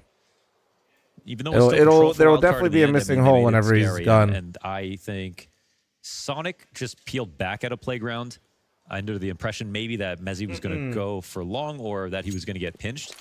Whoa, that's a lot of info. We're talking about Apex. I think that was 2 confirmed. It would have been hard to tell exactly, but Mezzy's running. He's trying to charge down sight. Stanislaw into the window. Oh, He nice. wins the So duel. good, thanks for Very the important 19-month duel primer. for Thank you, thank you, Stanislaw thank to you. win, considering how many kills he has in the half. YouTube chat, if you feel like you're Pops up to feasting, end make sure flames you as like well. the There's stream Stan. and make sure you That's the subscribe to the man I YouTube know. channel. Thank you. Pops up with a couple. It don't and cost keeps you the wild shit. card rounds flowing. And Are people again, talking love about that because Apex like you know, he's 60 when you years get old? attacked from the other team, Because me and there's Apex are the always same age. temptation And, to well, try to I feel look it out, 60, right? so Play it like a little close bit enough, right? slower, and you don't want to mess something up when you've just won a round and the other team are scrambling to come up with a tactic. To come through with an aggressive option like that speaks to their I confidence. echo true. I They're gotta willing get to play the Coke as just well, to right? Be the better team and prove that Was they he are. was he regular James Coke or said Coke Zero? that, you know, they feel very confident, and I believe him. We've got a lot of honesty from Wildcard in terms of how good they feel. James has always admitted when he's nervous. So if he's going So to 50% of when chat he's is really confident, under I believe 18 him. years old, so they're scared to see it. I could assure you, I know the demographic stats, and I could assure you, this chat is not under 18. Not that anybody would lie about their age on the internet, but also these motherfuckers old as shit in here. Like we're not teetering around 18 or 20. No, these motherfuckers got crippling student debt, a mortgage, and probably a couple kids in this bitch.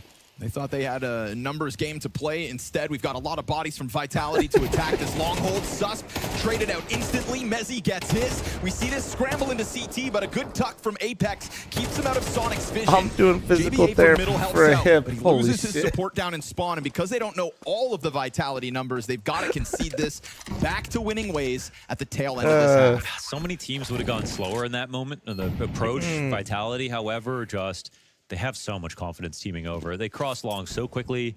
They had Zywoo who So like I lost said, an opportunity for a fight but stayed alive, came back instantly for another duel. FaZe thought that he was going to be able to get in position and assumed that Zywoo would fall back. So probably didn't Those scope up in viewers a time. little bit. Zywoo I'm didn't just saying really we're move. old as hell in here. And that's what allowed them to keep control. They just like to And make it fun just of got people's so age in messy. here And they because kept it makes them messy feel all better the way about their own. through. That's all. And let them cook. Let them have their moment in the sun. All right. They get like 10 minutes a day on the PC without their boss watching them while they're pretending to work. Let them get their couple keck W's and call me old. Inferno in so many ways. Yes, we are getting good wins out of Wildcard. Let 'em but have just their moment, Way man. more out of Vitality. And the op efficacy has Yo, been very high. Billy, for thanks for the Zywoo, 21-month especially primer. with Thank you. The mid doors damage. I mean, you see Jabba die from a headshot through a smoke, jumping across one round. Yeah, I'm sure you see him aren't, get Cookie. tagged Thanks down to the one 73 gifted. on another round. And you see when he's I healthy like the and stream, has and now the mates, IRS wants to what know kind my of hope they location. can put up over on the B site. Well, They know you ain't got no money to give them. Relax, you're gonna Rarely be is he fine. getting there, fully health with all of his You utility. remember on YouTube, you're fucked now. They know you already make poor financial decisions.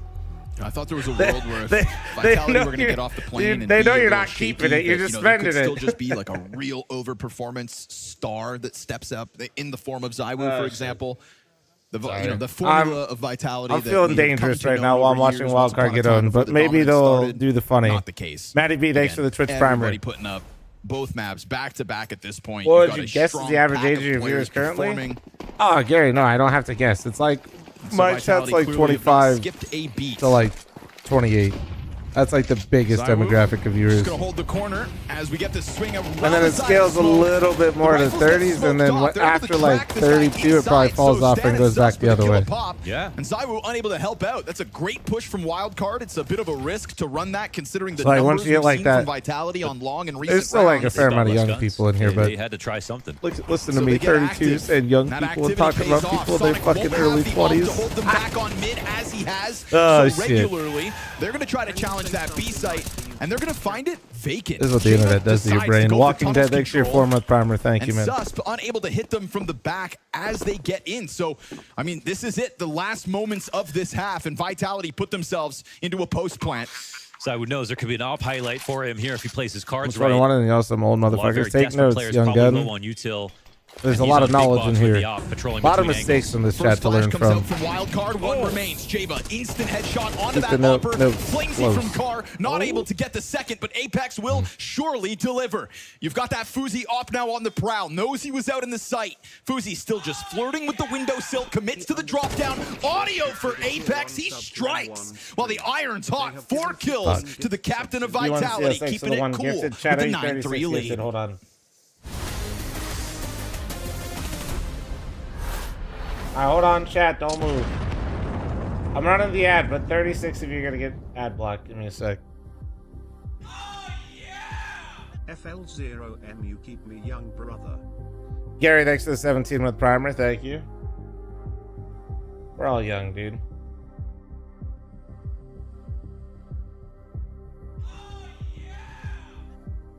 I won't lie, COVID times have me messed up. I definitely physically feel a lot better these days at 32 than I probably did from like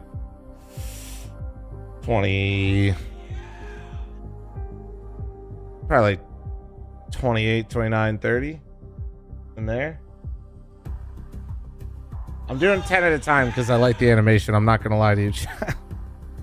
I'm literally gifting subs in increments of alerts. Is that, yeah.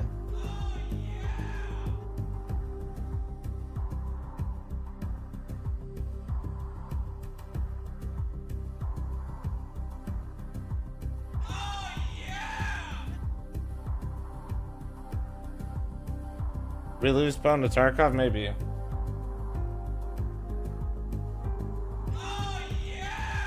FL0M gifted a tier 1 sub to Steez Nuts.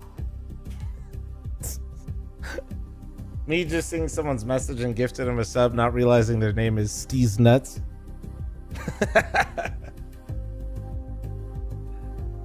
Oh, shit.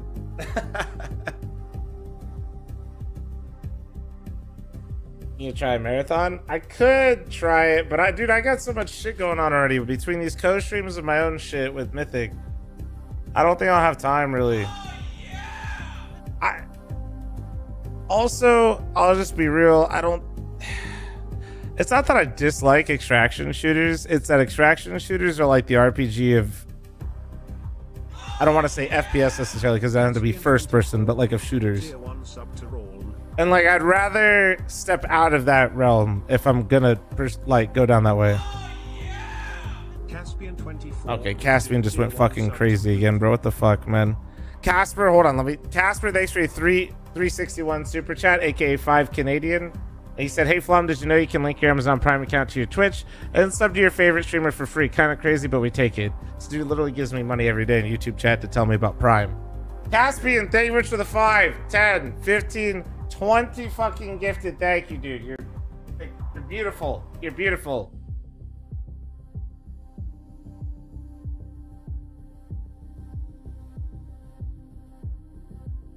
No, like extraction shooters, like I get it. You know what I mean? I'm just saying, yeah, just the time that you invest into extraction shooters for me personally, that I would have to invest to enjoy it, isn't something I want to do. Yet another glimpse of greatness. If I'm going to take that time after playing Counter-Strike, I don't really feel like diving into a different shooter that's an extraction type where I feel like I'm sinking more time. We just get a little. I'd rather time sink into like WoW, right? Yeah, like it's in a row a little bit. or shit, or Magic. Now that Jeremiah's dumbass got me hooked on that. 4K, so Sklump, thanks for the Twitch primer. Thank you. Of individual level Vitality have found this year. They're even playing around. No, I know, Axe. I try to get him to stand in for us, but he's being a fucking weenie. They kind of have every right to do it. I hate to say it, you know, you don't want to see teams getting sloppy ever, but to be honest, I wouldn't be too scared either until Wildcard show us a bit more. Game plan's always been interesting on these pistols. I think Apex did a good job of avoiding the supposed stack to resemble a rally? first half. No, it's supposed to resemble that. I just realized if I put a shoe on my head, people are more likely to give me subs. Lower, but no shots are coming in. So I guess in a way it rallies, so fuck it. We can do both. That was Zywoo? He took his time with that, but it's still 1-1 back. Never ends up connecting. And the split could be good. Flamesy gets gushed. He'll find his kill nonetheless, but Sonic finds that well-timed Guys, thanks for the ace 2-month membership on YouTube. He's Thank supported you. by Stanislaw. Bombs on FaZe, so that's able to push up Cat uncontested. It's a little bit late here, Vitality, but they do decide to double up on the Cat climb. Yeah. Apex keeps his head down and spawn for the time Big being. post plant energy here. no Big kid on the post plant play. energy. Come on, we got Glocks. Let's go. So the push up Yes. from ramp, Yes. kind of getting turned back. Yes. Nice post plant here for Wildcard. Back on map 1, we had pistols split. We see Vitality convert it here on Dust 2. And hopefully for Wildcard's sake, they can do the same. They'll give us a little runway to discuss Dust 2. I mean, we all know what the problem was on this round. We didn't get a P250 on Zywoo. Yeah. He's no good with just a starter pistol. I don't know, man. I've seen some good USPs, actually. You know what? Yeah. I think... Zywoo's pizza would go hard. I think we just saw... There was a bit for a while, I won't lie. You guys might not have watched me at the time. A lot of you in here watched me too much, so a lot of you remember this, but... Everybody gets one round jet lag excuse. During COVID, when Zywoo was playing from home, he basically had a bunch of like nice bricks behind him that kind of looked like a brick oven. So I started like trolling that he, you know, comes from a long line of pizza makers and he was going to take up the family business and quit playing CS soon, and people took me serious. So the 5-round lead. So that was like a whole thing I had to tell people Vitality wasn't hang real. on to here as Zywoo goes on to the scout. USP did But it not was connect. one of my better bits. Like maybe the little people would sniper see cam. like the bricks in the background and like sniper that believe could, it, they because it call did it. look like, you know, like a proper tag onto FaZe brick oven. Annoying. Should have doubled down. Well, no, that was the problem. I did. I definitely like fucked with people for like a good while. That one tag does change. Well, because I did the thing where I was just like deadpan saying it. You know what I mean? Like I wasn't. Misses the second shot. I thought it was very obviously a troll, but you know how it is on the internet. Sometimes you really gotta. Zywoo's now It's a down, borderline but able to pop fucking Stanislaw emote out in the loud. process. His damage still relevant as FaZe and Jaba were the victims of it. And look at these pistols primed to try to finish off what Zywoo started. JBA playing a dangerous game here, spamming away. They could charge through, and they might now with the support system down. You've got bombs still on Jaba. This is feeling frazzled. Messi's coming up with kills. Sonic into the no. clutch. They'll prevail.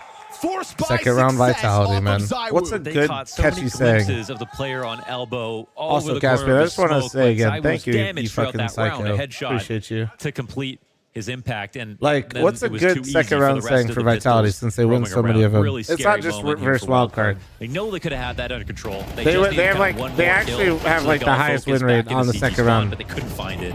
They got a little sloppy. Zywoo just made this a nightmare situation for them. No way. No conversion. No, sir. 0 for 2 in this series after winning pistol our wild card. The forced by Frenchies. It only there's Zywoo yells at you. There's only 2 French That players. should be a badge of honor. It's not bad, but like that's like a good one. But also there's only fuck it, I'm here for it. It's level 2. And the coach, true. Problem is, it's still the final boss. Frag for the pack. All right. This time, he's got nothing to What's cheer my about. take? ZywOo I hits think- the ground. Apex triple kill. I think going based off everything we've seen, Falcons will 2-0 able to pull off multiple frags. You love to see that if you're a Vitality stan. He was just searching. And But at Messi any continues moment, on cleanup Brokey duty. could Poor Sus maybe just wake tried to up scoop that and realize bomb that back, he's gets not his hands totally on it, dog shit and at the his game, medbay and he's claims actually the really good. off And so 11-4. if Brokey gets his Vitality's winning individual ways. level up, like he, Stop now. That was an excellent it's so bad. sequence out of Apex. and Brokey's off the individual mouse level. jump. Maybe even another kill. Was As it you were in dropping a CT spawn as Australia well or was that what catalyzed last the or spam? PGL? I can't fucking remember. Whatever last, it was PGL. Brokey had great form until it was literally buns and they got eliminated. If Brokey can space given. find form again and build off of that, Yes, sir. I think a lot of things start to Testament to the unlock depths. in FaZe. 2025's Vitality. That being said, it's not all Brokey's fault, by the way, but I do think that he is the one piece that can single-handedly start to make FaZe look like a better team, just purely based off of his own level. Mr. Merryman. To like and have like real significant change to the team, it'd be Brokey. Birmingham. So if Brokey shows up today, we'll have a game versus Falcons. And if he burning doesn't, them. it should be a Wild 2-0 card. for Falcons. Getting primed for the finish. ZywOo gets popped by FaZe. Scout goes both directions, it seems. This, Sexy comrade, don't sass me. Sonic's fucking live there forever, man. Some Grow impact up. kills from FaZe. I feel like I haven't seen a round where Jaba doesn't get hit by a frag grenade. It doesn't matter what map it is. I mean, yeah, Teslas could be waking up, but dude, Brokey's actually such looks to go an join X the pack of factor. players It's that unbelievable seem how primed good to he hit is this when he's in B-side, form. so time for a Ross Not clip. expecting The way top that they 5 follow opera in the back world, after, Brokey, you know, but the teams if have he left, even they've just done gets, this so consistently, so if freely. Brokey They even smoke does deep cat. 90% of what he's been able to Wildcard know do they're running into in a stack now. 2023, This nade. 2024, Nope, it still sails forward, does a ton of it damage. will, or at least Messi- first half yes, sir. 2024. With My the God, smoke dude. can. Roll him up. They will start looking like Smoke at 'em least a out. competitive team. 12-4 easy Vitality. Oh, that went quick. Canister kill. Canister kill on top of a top frag on the series. Oh yeah, perfect, perfect. Oh, Well, it was off the light wall. bounce too. it literally took out his ankle.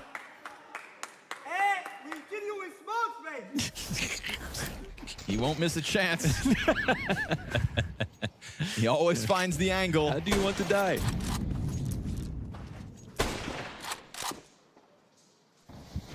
It's a buy up yet again for Wildcard.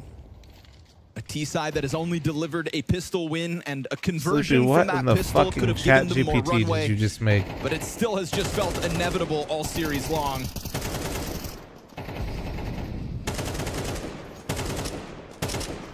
The beauty of this dominance is Vitality are simply not losing matches, and Wildcard may have hoped that they could step up to the plate today. But far better teams have tried and failed. And tonight's game will not be a showcase of a Vitality stumble. He can Could miss. still be a little left as Apex slips up from spawn. Players on the edge of the smoke catch him out. He still connects. How does he get and Messi one? finds his as well. But How? now we'll How have does on he- two how of does the he four kill remaining someone Vitality there? players. FaZe along the wall. Sonic back towards Cat, and he'll catch Messi. What was left of him? Oh, there we FaZe go. with the scout wall bang. That's enough. That's enough to turn them Jam back. time. Wildcard will, at the very least, collect a gun round. Yeah, damn, well done. Chris, thanks for the obviously 40-month playing primer. from- Thank from you, behind, beautiful. but take the small victories where you can. This is a solid round. I think their cat exec was still missing a flash to really make that convincing, but because ZywOo went Evening back Flom to thoughts throw a on nade out Reddit long, it gave him an discussions on opening, delayed sound and he had to particles hit one feedback. hard shot. Couldn't do it on the cross. Oh, I kind of glanced at that. 2 players. I always saved get for a bit Vitality. suspect because I never The majority of really. why for I'm Wildcard not is the more smart enough to important do thing. any They sort of needed like all the money that they could get. tests on that shit, but it seemed like it was legit. So I guess like I don't know. Could be an easy fix to make things give bigger feedback. But it might be an intentional design choice at the same time. I don't know. It's definitely interesting though. It's like identical round score It's always fun to see posts like that to see like how little changes like that can make the game feel 24 and 10 on significantly map different one. too, you know? Into tunnels, they'll challenge. Fully blind, Rops connects that.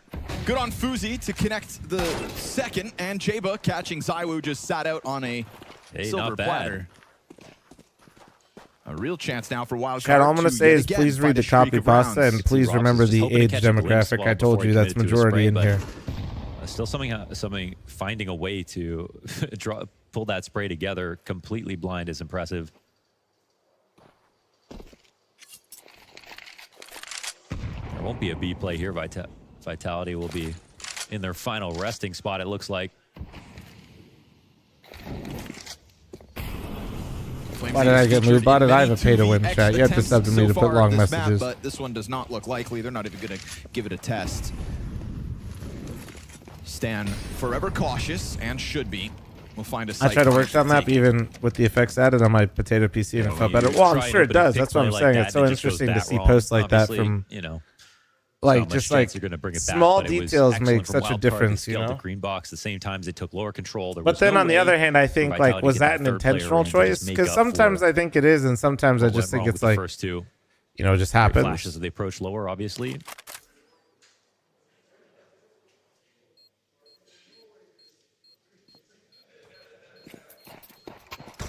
Did you look at the Estrella stuff in a previous stream? I did. I think I posted a Gatler when I did it, but that was like, it was during IEM Melbourne. I think we had 7 rounds for Wildcard on Inferno. We've pretty much done all of them, Wieners. Also, what a name. His name is just Wieners. Shooting in the sky by the time he gets to the end of that spray down. Not every day you catch ZywOo off guard like that, but Jaba scoops it up. Now that flash actually hit 3 people, and plus they had Jaba top mid. Lovely stuff. Mezzy would need an ace right here to match his scoreline of Inferno. And it looks like ZywOo is going to soften up FaZe again. We already saw what happened when that scout found early impact line up towards long. ZywOo ends up killing FaZe with the nade to finish his own meal. Sus now able to fight out from blue box. You've got 2 players per bomb site. Sus gives chase, and they walk into the few pieces that Vitality had to continue this early win, to continue what feels like a never-ending win streak. Questions around the form that they would step off of that airplane with. No questions by the end of this opening game here in Copenhagen. Thank you, Photon, for telling the great people about Twitch Prime. To the likes of Wildcard. And Wildcard are not the best team at this event. Some of the luckier rosters that have pushed Vitality to their limits are waiting in the wings to see whether they look mortal at the end of this opening game. 13-6 here on Dust 2. And so they step coming up, boys. Piece closer to that liquid win streak. 1 step closer to being hands down the most dominant team in the modern era of CS2. Sometimes you got to know when to hold them. Sometimes you got to know when to fold them. And sometimes you got to know when to walk away. Wildcard walk away from this stage. Not the victors in this one, but perhaps something to give them some cold comfort. Meanwhile, Vitality, we're talking about the plane, we're talking about the gold bar hangover, we're talking about the jet lag. It doesn't matter. They come in and they show excellence, they show dominance. It's a 2-0. I think you got to give some respect to Wildcard. I think they did what we wanted from them. I think they showed up. They had some good plans, some good ideas, and they had some times where they looked like they could pull this off, but the problem is they're playing Vitality. Just have to string too much together to get anything going versus Vitality, even with some aggression, some well-timed aggression from their side, and even with some little clutches here and there, like the 1v2 from JBA, it all amounts to really, unfortunately, not too much versus Vitality. Like they say, everyone's got a plan until you get punched in the mouth, and here's a guy who's doing a whole lot of punching of people in the mouth. Mezzy coming on in here. My goodness, 43-20 across 2 maps. Those are some numbers. Those are ZywOo numbers, I think. But no, I don't know what happened. Just having a bit of fun and just playing a bit loose, and yeah, it was a fun game. Do you think you need to take a 30-hour flight before every BO3? If I continue like this, then maybe we'll have a look at this. I don't know, but it's we're feeling fresh, even though it was a long travel day and a long best of 5 we played before this in Melbourne. It's yeah, with good sleep, and that's fixed it. Yeah, I wanted to ask about the prep for this. Like, did you have a good idea of the way Wildcard play, or did you just kind of come in here and hope to play your own game? No, I mean we always look to play our own game, but I think from the prep as well, we prepped pretty much the same as against every opponent, and I think against these guys we felt like they didn't really change too much from the, especially on Inferno. We kind of had a good plan going in, and we knew exactly what they were going to do, and they didn't change too much. I think they added one new player or something, but overall we had a good idea of what they were going to do. How about for the out-of-server stuff? I mean, you talked about getting good sleep. I mean, I feel like, if anything, that's probably the most important thing going into a match like this, like not being jet-lagged or anything like that. So what goes into that side? Yeah, I mean, of course, our performance coach, Jack, helps a lot with this and just gives us a good plan going into it. I think we're all responsible adults. Flamesy sometimes is a bit crazy. Okay. This guy's a bit crazy, but I think overall we kind of knew that we need to have a good sleep tonight. I think even if it was pretty tough, I think we were all tired, but we managed to stay awake and just do the prep, make sure we try and get some games in as well, because we were still a bit rusty as well because we had such a long travel day and we didn't play so much. But I think overall just make sure we get good sleep and focus more on that, because we don't want to come in too tired for this. I mean, so what do? Do you just stay up till 9 p.m. at least and then fall asleep? Is that the strat? I mean, yesterday I think when we arrived, it was like 1 or 2 p.m. and it got to 5 o'clock. I think we all wanted to sleep, but we were like, if we sleep now, we're just going to be waking up at 3, 4 a.m. and then by the time it gets to the game time, we're just going to be too tired. So yeah, we stayed up till, I don't know, 9, 10, whatever it is, and just try and get some good sleep then. All right, can I ask you about the best of 3, whatever match win rate record that you guys are close to? Is that something that weighs on you guys? Are you thinking about that? Are you trying not to think about that? Is that... I mean, of course we think about it. I think it also adds an extra bit of motivation as well for, like, I think when, like we said, the long travel days and after securing the Grand Slam, it's something coming into this tournament, we still want to build on this win streak as well. We're not thinking about too much where it's putting too much pressure on us. Of course, we've got a good streak at the moment, but we want to take over Liquid's one as well and keep going. So I think for us, it's not our main focus, but it's something nice to have on the side to keep us keep us still hungry as well. Be real here. Do you have a chance to beat Neb? 87? I mean, that could be tough. I think we'll see. We got to beat Liquids first. Yeah, start a little bit more obtainable. 87 is a big number. I mean, you're talking a lot about sleep, talking a lot about rest. I hear the best pillows are made of solid gold. It feels like you've been picking up a lot of that lately. What in your mind is the build towards, right? What is the build towards on this season? It's already so tremendous. So when we're looking at this next stretch of time, the home stretch into the end of this season with a major on the horizon, what are you hungry for? I mean, I think for this team, of course, the Grand Slam's nice, and getting these tournament wins instantly in the season, it's great for the confidence. But I think the overall focus is always going to be the major. I think if we bum out the major or don't do so well, then it's going to be nothing. The tournaments at the start, our focus from the start was always the major. The Grand Slam was a nice add to it. We didn't, of course, you never know how you're going to perform so quickly into the season, and it went well. But I think the major is our main focus. It's something that we all want. I know Apex wants to add another one to his resume as well. So I think for us, it's something that's been missing, and we don't want to flop at the major. It's not something that we want to make sure that we continue our growth and continue our consistent performances as well. Well, keeping a space special in that trophy cabinet, but still there's more trophies to add on the way. Thanks for joining us here, and congratulations on the early win. Thank you, guys. Thank you. Mezzi stepping out, and I mean, what does it say about this team that you're looking at them in the beginning, you're looking at Zaiwu, you're looking at the Ropses, and then Mezzi just comes in and destroys everybody on the server?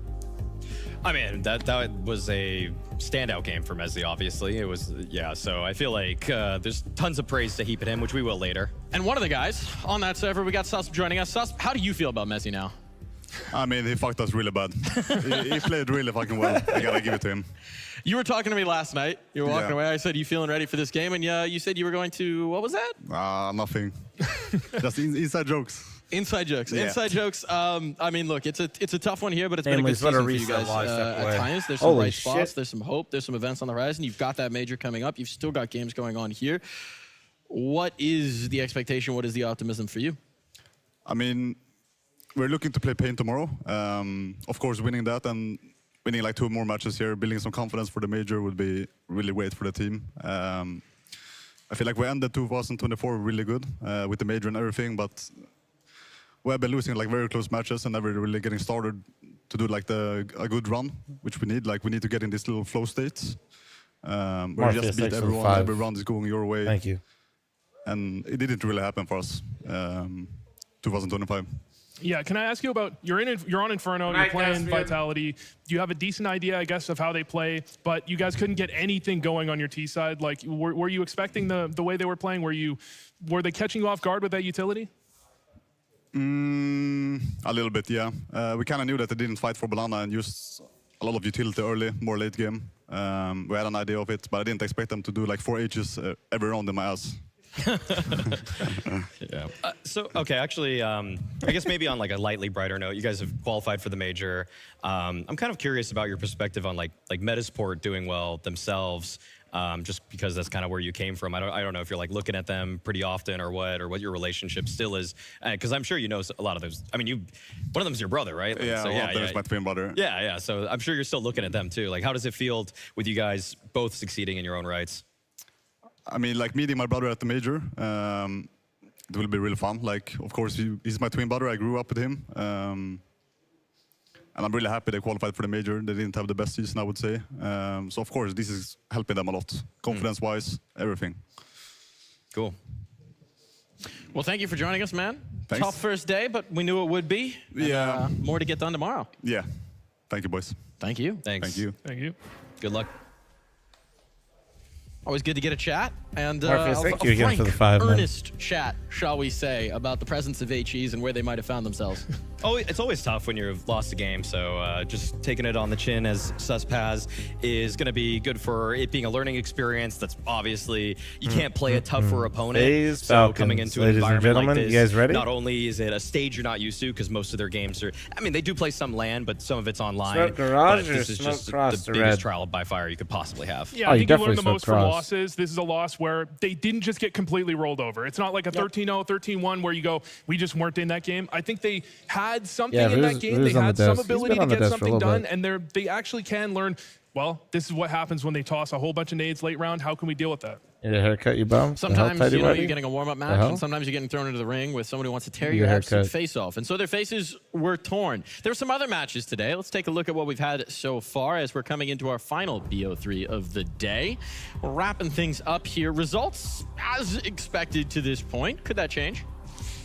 I feel like the last one is the biggest coin flip of the day. I mean, the other slight surprise is Pain taking a map off of Mouz, but with Falcons FaZe and, you know, priming that one up, I mean, yeah, I gotta figure out how I want to style it, but I am Falcons liking the the longer favorites, hair but for now, at least. We'll see how long FaZe always have a chance. I don't care what anybody says about the current form of them or anything like that. They can change up from one tournament to another. Yeah, I mean, they brought Falcons to 3 maps the last time they played. Of course, that was with Degster. No, but at the same time, FaZe, they've got some idea how Falcons want to play. They just saw them play 5 maps in a row. So they've got something to learn off of. They definitely have a chance. A chance? And you're telling me there's a chance. And where there's a chance, there's a way. And where there's a way, there's a will. And we will take a quick break here and be back with that final best of 3 of the day. Stick with us, folks. Gonna be farming FPL content with everyone in the net? Probably not, because the Europeans usually don't play FPL. And if they do, it's usually still too late in the day. Where are my bullets going?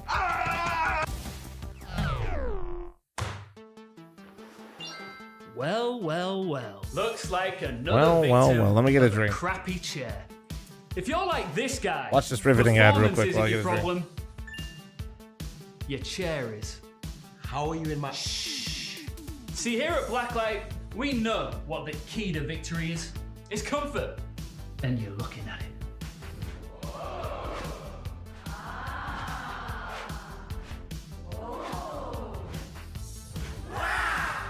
Dynamic, adjustable lumbar support, specifically designed to benefit users of all heights. Loosen up, we've got you back with just the right amount of support. Racing-inspired Embrace design. Feel the grip of pure victory embracing your body, keeping you at the apex of the action. The magnetic head pillow, because why should you ever have to fumble with straps? Dual roller PU silent wheels. Stay both silent and deadly in and out of the server. Integrated condensed foam technology for that floating on a cloud experience. It's superior comfort for extended seating. I'm gonna rank up. You win. Come on! My chair's just better. And that is the power of the Kraken. Let us carry you while you carry your team. Terms and conditions apply. Sitting required. Chair will not function properly if you refuse to sit. No rage quits. Chair is not responsible for damage caused by flipping, throwing. 100 they said 38 months reset. Thank you. No refunds if you still lose. Zero gravity not included. Chair may feel like a spaceship but won't actually fly. Cup holders not included. Your energy drink is your own responsibility. Spills are on you. Literally. Assembly required. Allen key provided. Sanity not. Comfort levels may vary, especially if used as a cat throne. Do not attempt 360 spins unless prepared for consequences. Nausea, dizziness, or unexpected skill boosts. Warranty void if used as a ladder, weapon, or dance partner. Game on responsibly. Chair does not guarantee wins, but it does guarantee style.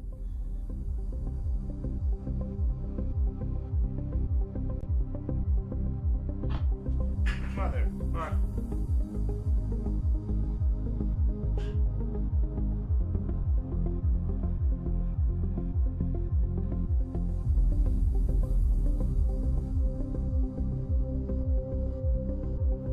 All right.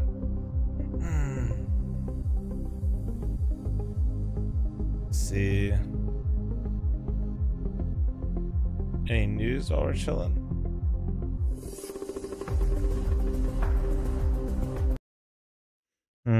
Anything new?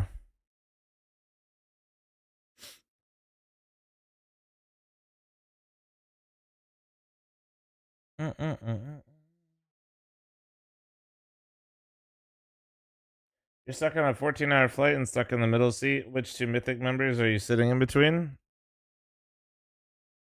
That would literally never happen. I would never allow that to happen. All right. Yeah, that's just not going to happen. I'd simply ask for 5 gifted and make sure that I'm not in the middle of the seat.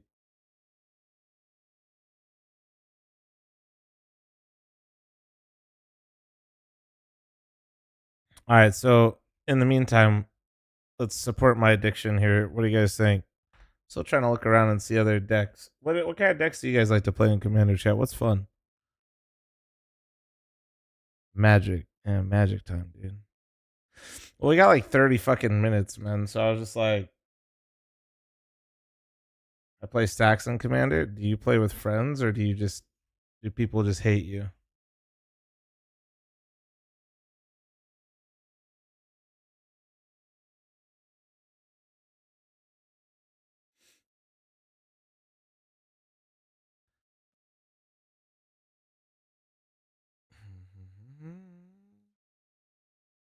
Like this. Let's see. What do we got? What's fun? You guys got to tell me what some of these are. The fuck is Blue Moon?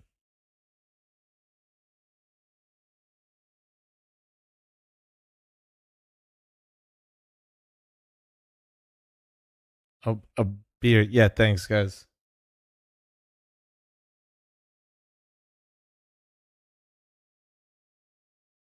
Fuck it. Let me just look at it because you guys are fucking weenies.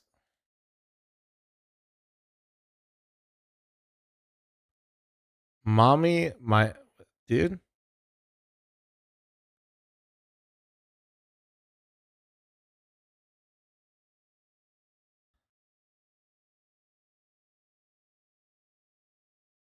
What the fuck is this?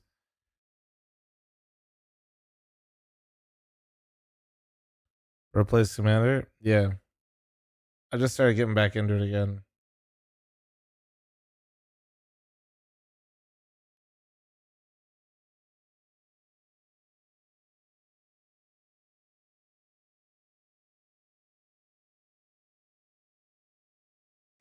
Yeah, Wildcard definitely lost. Death and Taxes seems kind of toxic. See, I want to kind of play a Death and Taxes one, but also like I don't think I'm ever gonna play with people that I don't know. So I feel like this is kind of fucked up.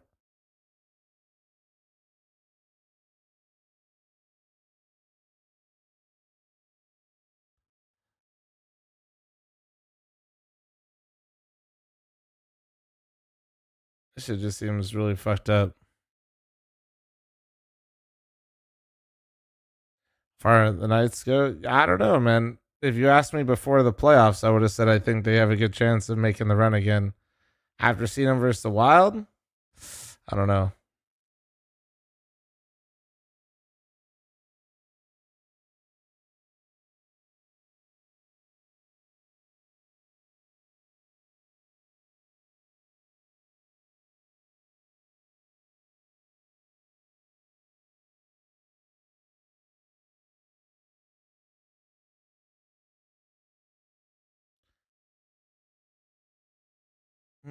Yeah, I mean, like, cause like right now, this. I mean, do you guys want to see? This is currently what I'm playing.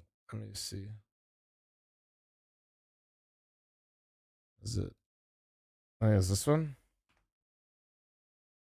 Let's type that right. 44 months of Yorkin. I don't know. I think I just broke something on my filter, but oh, that's probably what it is. Maybe? I don't know. It's fucking Flurry. Whatever one that one is. Hey, what does primer mean, by the way? Still learning, so work with me here.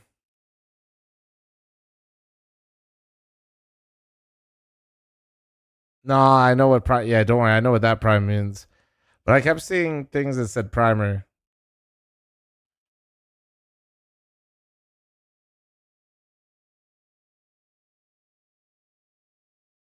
Oh, it means somebody gave you. Oh, they give you like a how to play the deck.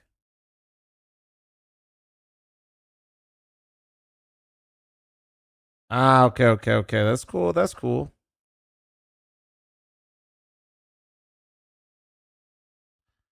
This shit's literally called Bone Daddy. This is definitely what Twitch chat thinks they are.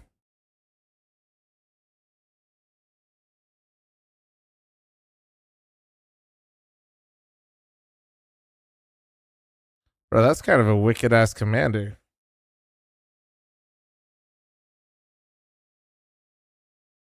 What the hell? That's kind of sick.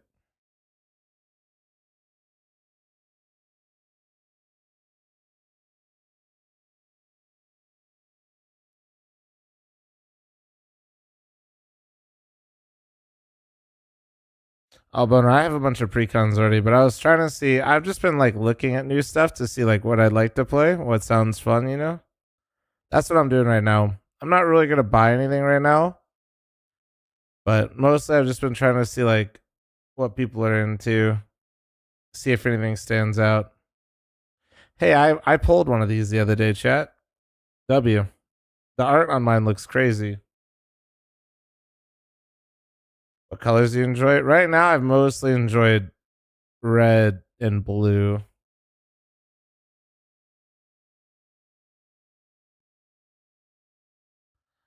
I kind of wanted like something. Is it considered like I guess it'd be considered stacks. Oh no, sorry. This is what I pulled. I said fucking.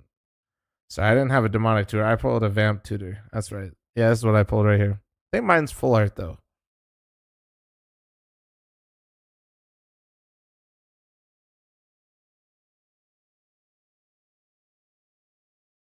Sorry, I know. Apologies for those of you that aren't into Magic. I promise I'll go right back to CS as soon as the shit's live. I'm just killing some time, learning, seeing what would be fun.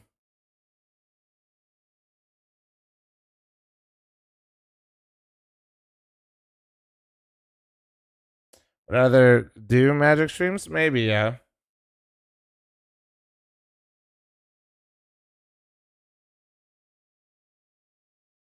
It's okay, Bone Daddy. Thank you. Thank you. Please. Mommy. Bro, some chronically fucking Twitch chatters are fucking making these, bro. Death Touch Haste.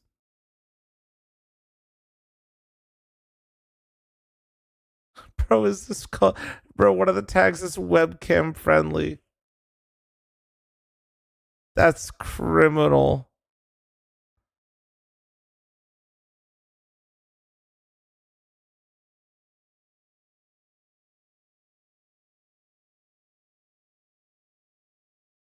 That's insane.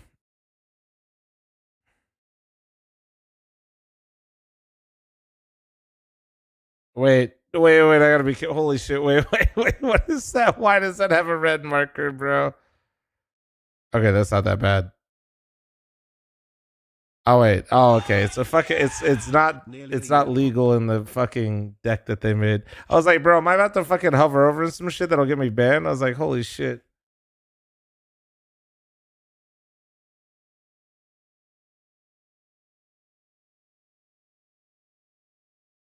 No, I wonder. Let me see if I can find. So wait. What the fuck is his name? What's Oger's? How do you spell it? The mono red commander. My homie made a deck with him, but I don't know how to spell it. Yeah, that one. I don't know. I'm saying his name wrong, but is it an O? Yeah, it's like this, right? Yeah, there he is. Oh wait, which one's him? All right, I don't think any of those are him. Wait, maybe this one?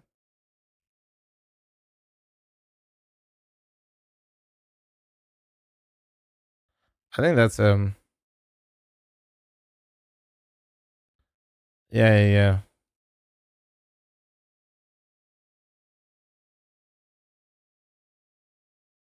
Yeah, this is him. Bro, this shit seemed hella fun.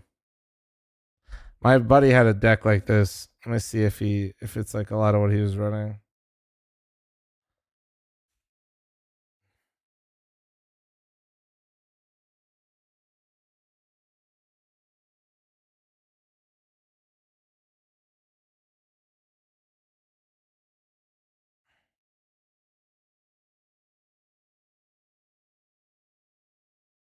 Yeah, this one was pretty fun. Well, he just said he hopes. Oh wait, shit, is it back on? Oh wait, I got you. I'll my bad. Is top we still have 3 20 minutes in a though? tournament that really wasn't loaded with the best teams. So I just have a feeling this time, okay? Because when you talk to Nico and Elige, it was all about feelings. Nico said this was tricky. Elige is hoping, okay? So it might be a religious experience here that we get in the server today. The problem with FaZe is if this was any IGL other than Kerrigan, we're writing them off immediately. This is faith in Kerrigan, maybe some faith in Elige, maybe some faith in Frozen, but this is mainly, we're 5 months in. They should have seen something by now if we're going to see anything at all. But surely this is a team that inspires faith, and we're a bunch of NA guys here, so we've got some faith in the baldest man in that lineup. We're talking about Elige. We're talking about John Jablanowski. He's coming over, leaving the shores of North America to be part of this FaZe team, and he's been looking like the brightest spot. You could say that. I mean, if you look at the buy round stats, it's actually very unimpressive. He's below Brokey. Buy versus buy rounds on both sides, he's below Brokey. But is he the problem? Honestly, I don't think it's that crazy to say he's part of the problem in that FaZe has a brand of Counter-Strike. It's chaotic. That is the inverse of what Elige's brand of Counter-Strike is. Like this, See, dude. I mean, you bring up the stats, Vu. I talk about the feelings, okay? I still feel like Elige has shown in the past that he has a system that he brings to the table, that he knows if it is put into effect in the proper way, that it's going to enable him to find entries, him to find openers, and then for Kerrigan and the rest of the crew, an experienced lot at that, to be able to mid-round themselves So into what better type of positions. deck is this called? To me, the Storm? problem with FaZe isn't really down to always just individuals, even though some of them do slack in certain regards. It's just that the last 2 players don't always feel like they're in sync. And I feel like that's a chemistry issue that comes from out of the server and one where maybe they can capitalize against a Falcon team that should be a little bit tired here today. The problem is FaZe, they're on the same page outside of the server, in my opinion, but inside of the server, it's just they're playing different brands of Counter-Strike. They're not used to it. They're flashing each other occasionally. They're just not, they can't put it together, even though I think on paper, they know what they're supposed to be doing. On paper, it should be magic, right? On paper, it should be working. And to find out maybe why it's not, I chatted with Elige before this game. You came over to this team. It was kind of like the dream roster opportunity, perhaps, a really great op. It's been a tough year. Has that dream started to shift? Maybe a little anxiety dream, maybe a little bit of nightmare going in, or is this still the dream spot? Well, I still think that I'm on a team with a bunch of great players, great leader. I think that we can make a lot of things happen, but obviously it's been a really tough year. It's not been going well. But I think that it's a slippery slope to just being super negative and just having things get even worse. So I'm just trying to, stay more positive now than before, because I think that if everyone just delves into being, upset or, just sad about our results, then, it can get worse. It really can. That feels like a haunting memory of something, but we'll move on from it. It feels like the conversation shifted in some of the interviews you guys have given lately for a long time. It was, give us time, figure out how to meld the different visions, how to find the chemistry. And the conversation has shifted a little bit where we're starting to hear, well, maybe some of the mesh isn't going to work. Does it feel like things still need to change? Or is it a point now where it's like, okay, maybe something has to fully shift? Yeah, I mean, after a couple months, you can't really keep saying that it's, you know, just give more time. We've tried different things. Of course, there's always still like more things to try. But I actually think that from like an overall view, I think that we're playing, you know, at a good level. I think that we're like faltering now in a lot of situations where we normally wouldn't be. And I think that's probably coming from more of like the pressure and the nerves and like, you know, feeling how bad the results have been is eventually going to weigh on you. That's why I was like kind of saying before, like if you keep being like, you know, if you feel down about the results, then it can just make you feel even worse. Even if you're doing the right things, then, you know, that mental side of things will lead it to being worse. So I think that's like our current demon that we're fighting right now. Sounds like from those answers that Elige might have been given it a bit of a complex from some past situations. I gotta say those answers had me a itty bit concerned here, Vu. Just a little bit? Just a little bit concerned. I'm very concerned. That was the interview of someone that just doesn't have confidence in the team, and without confidence, you're just not gonna go anywhere. No, that was probably the most worried I've ever seen Elige in an interview. The most worried I've ever seen anyone. Yeah, no, did not inspire me at all. Crazy. I just talked all about feelings and how I still feel like Elige can do. I don't know if I feel that anymore. I'm losing the hope, actually. The religion is fading for me. Wildcard was less worried going against Vitality than Elige is against Falcons right now. I mean, it also feels crazy, right? Because FaZe, for so long, over so many years and so many iterations, has been the vibes roster, the feeling roster, the, okay, even when they're in the slump, maybe that magic moment can come out. And is the spark fading? The problem is that there was a proof of concept with the previous FaZe iteration. They won all these tournaments. You knew that the spark, the embers were still there. It was just about fanning the flame to pull off some miraculous performance, whether that's grand finals finishes at Copenhagen, at the major, or grand finals finish at Shanghai. They knew they could get it all the way. It's just that they haven't grasped the trophy for such a long time now, and they've never even gotten close with the Elige. So there is no proof of concept anymore. The fire has faded for themselves, and they need to find a way to find a pilot light. Yeah, the previous iterations of this roster, you knew you get into some chaos in the mid-round, you let your experience and you let Kerrigan carry you out of those situations. Problem is, that's not working for them right now, so where can you find any confidence?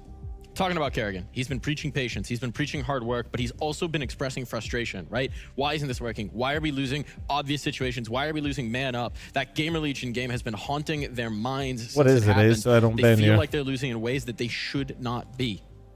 That's always been the brand of FaZe Clan, unfortunately. Even when they were at their Grand Slam major winning form back at Antwerp, they play a slightly messier style than other teams. It is a lot more individually focused. People take their own risks. Kerrigan is always battling as a leader for, should I give more leash to these players or should I take the reins and try to control things a little bit more? And they're definitely still in the figuring it out process of this Elige lineup. So I don't think they really have the answers yet, but if they do, it can transpire in a match like today where they could have an edge in Falcons in the mental side of just they're so tired right now.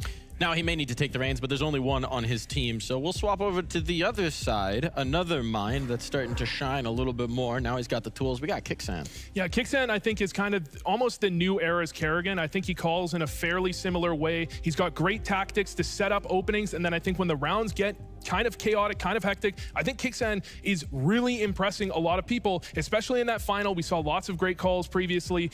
I think he's going to impress here as well.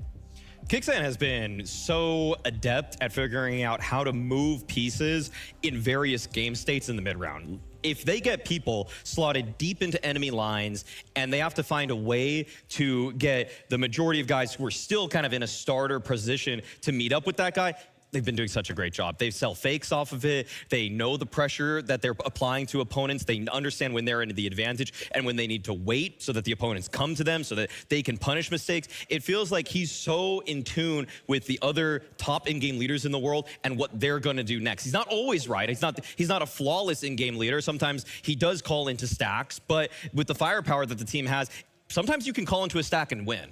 And speaking of that firepower, and speaking That of is the a nice calling as well, luxury. there's a guy who contributes to both of them, right? You've got Nico in this team, and he's now brought Monacy in, but Nico is still seeming to be that center jewel, that crowning gem of this roster, and that just hasn't changed. Yeah, I mean, Nico, probably the best rifler of all time. I don't even think that's debated at this point. He's just unbelievable, not only in his fragging, but also the impact he has throughout. We see when he left G2, the hole that left in that team, and we see on Falcons what he can do, how he can, we've had team comms where we've seen him microing players on CT side when necessary. Magisk has turned to him for advice. That's not something you see from a 4-major champion usually. That's because it's Nico. It feels like he's the force multiplier in a Balatro game, right? He's just hitting the 10x. Whatever you're putting in for the mult, he's multiplying it again and again.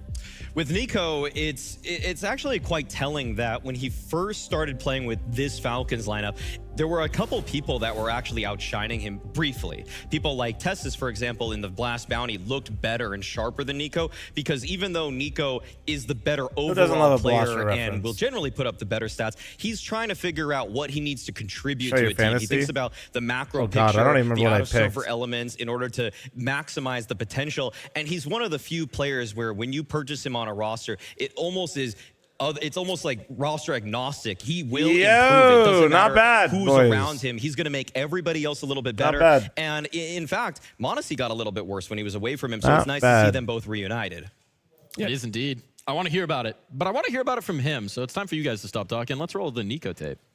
It shows 2 FaZe players, dude.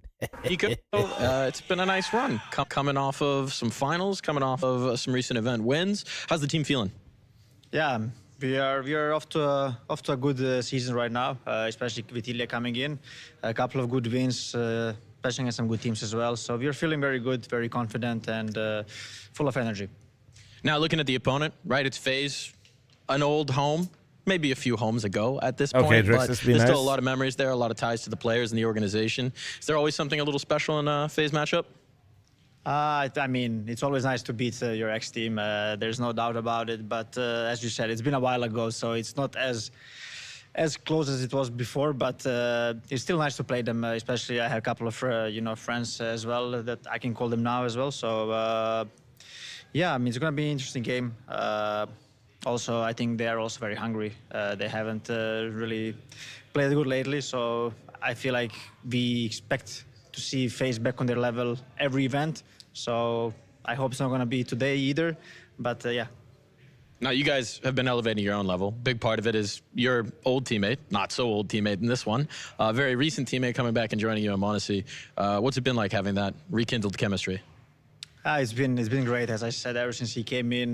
We had a very good event in Melbourne. I would say that we even over-exceeded our expectations in a way. You can't really expect a team with a brand new player without practice to go all the way to the final and almost win a trophy. So yeah, but so far we feel very good. There's a lot of work ahead of us to get him to learn all the things, to implement him into our system and everything. But when you have such a talented player, it's not that hard. It's way easier. So it's been great so far, and hopefully we're gonna keep our form up and continue playing some good CS.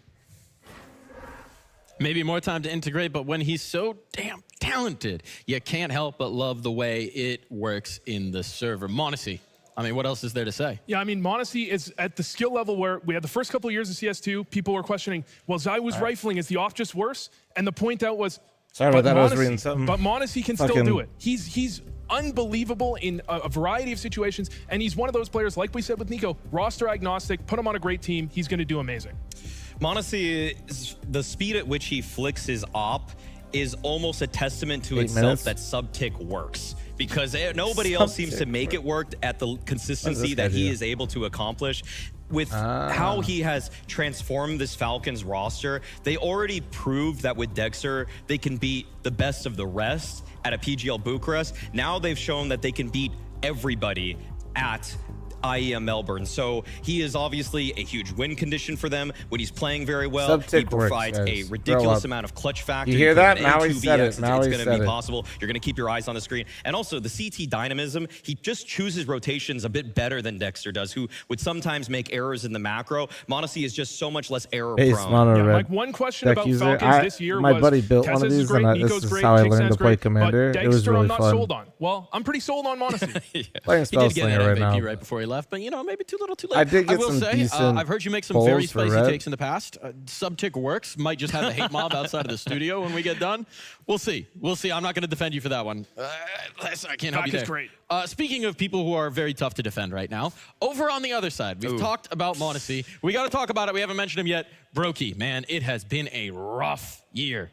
We're starting the dialogue. We're starting the dialogue that everybody needs to have right now with Brokey. Numbers for the past 6 months have been a far cry from when he was pulling I used to play Standard a long time ago. My buddy visited. That got me to CS. Wow, and then he fucking brought his Magic when decks. he won that IEM Chengdu MVP, he did talk about how he played Next practically thing you know, just gun game to warm hung up for over, that played tournament. Magic for So probably like I don't know what 14 it is hours. about his mentality that seems to not be working, because in a season where FaZe should Him be at and full my focus trainer to get played themselves up to Commander speed, I don't know that if long. this is almost too much pressure for him, and he needs something that's a bit of a different environment, but it's not clicking for him at all. Yeah, I tried to do a bit of a deep dive into Brokey to come up the counter narrative. Is he actually a problem? And the thing is, most games he does pretty well for the majority of the game, but when he gets into the chaos, once or twice, especially at the end of games, the most important rounds, that's where Brokey seems to have a bit of a brain fart. He misses an easy shot, and Yeah, those my are the trainer most memorable plays like and most regionals and important plays situations. Standard like you a fucking cannot have geek. Brokey fumble those rounds. But I got him that's back what's into happening. Commander now too. It is. It is indeed. It does feel like that 5%. I definitely don't think I'd ever play Standard. Past is missing here, and the numbers tell a pretty stark story when you compare the two Alpers. Does that mean that FaZe is in real trouble here? Absolutely. I don't think that FaZe is a team you should ever just completely count down and out in a series. They've proven over, well, really years of sample size that this core can just kind of rev up for any game at any given time. I think that Nico himself showed a little bit of worry that he knows that like, there are isn't good he hella people in the expensive? server against him today, so he's not taking it lightly. That almost might be FaZe's worst enemy. If it's a Falcons team that's locked and loaded, ready to go, fully prepared, everything that they've shown for the last months is light years or at least a tier or two above anything FaZe shown. And it's almost like respect is the worst enemy of FaZe here I don't know, on a Sheed. Falcons I would team say that is if you looking want to to be play world Commanders, the contenders. precons The are one great. thing we can give to FaZe is that Falcons is a new team in that m0NESY just joined. I think Nico talked in his interview. He still has to get integrated. He still has some things to learn. Maybe you could see some slip-ups, but the problem is how well they did at their last event anyways. It's on your Instagram, you're jacked. And while You we're have a talking about a workout player who's maybe Instagram? under a lot of pressure, well, we've got another guy who's been encountering a little bit more of it than usual. We got an interview with I'm Majisk. fucking ripped, dude. You've been in the Falcons colors at this point for longer than anyone. This was kind There's of the McDonald's and original vision, pre-workout, right? A or team not that's pre- contending for trophies, Yeah, a team that's in the McDonald's finals. and Taco You're Bell were finally here. fucking sponsors. Back-to-back I'd be lit. finals, some trophies coming through. Does this feel like what it was meant to be all along?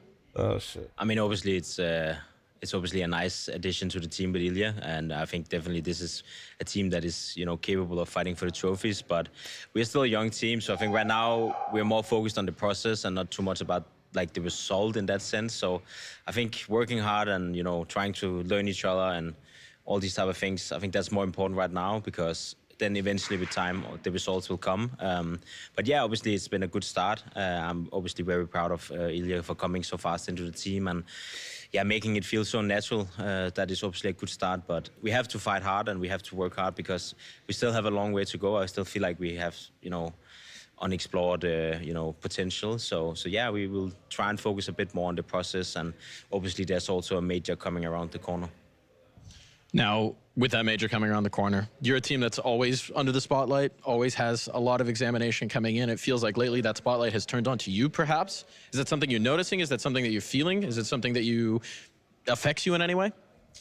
I mean, obviously, it's always more fun to be loved and have all the positive vibes going your way, but it's part of being a professional, and sometimes you will have bad periods. And I think right now I'm just trying to focus a bit more on how I can improve as a player, and that's obviously something I need to, you know, work on and make sure that I develop in the correct way together with the team. So yeah, of course, I mean, everyone loves to be loved, so that's always easier, but it's part of the life. I've been there before. I've been working my through it before, so I also know what I'm capable of. I know I have what it takes to get through it. It might not be today, it might not be tomorrow, but I'm definitely gonna take one day at a time and make sure that I always put 100% effort into it.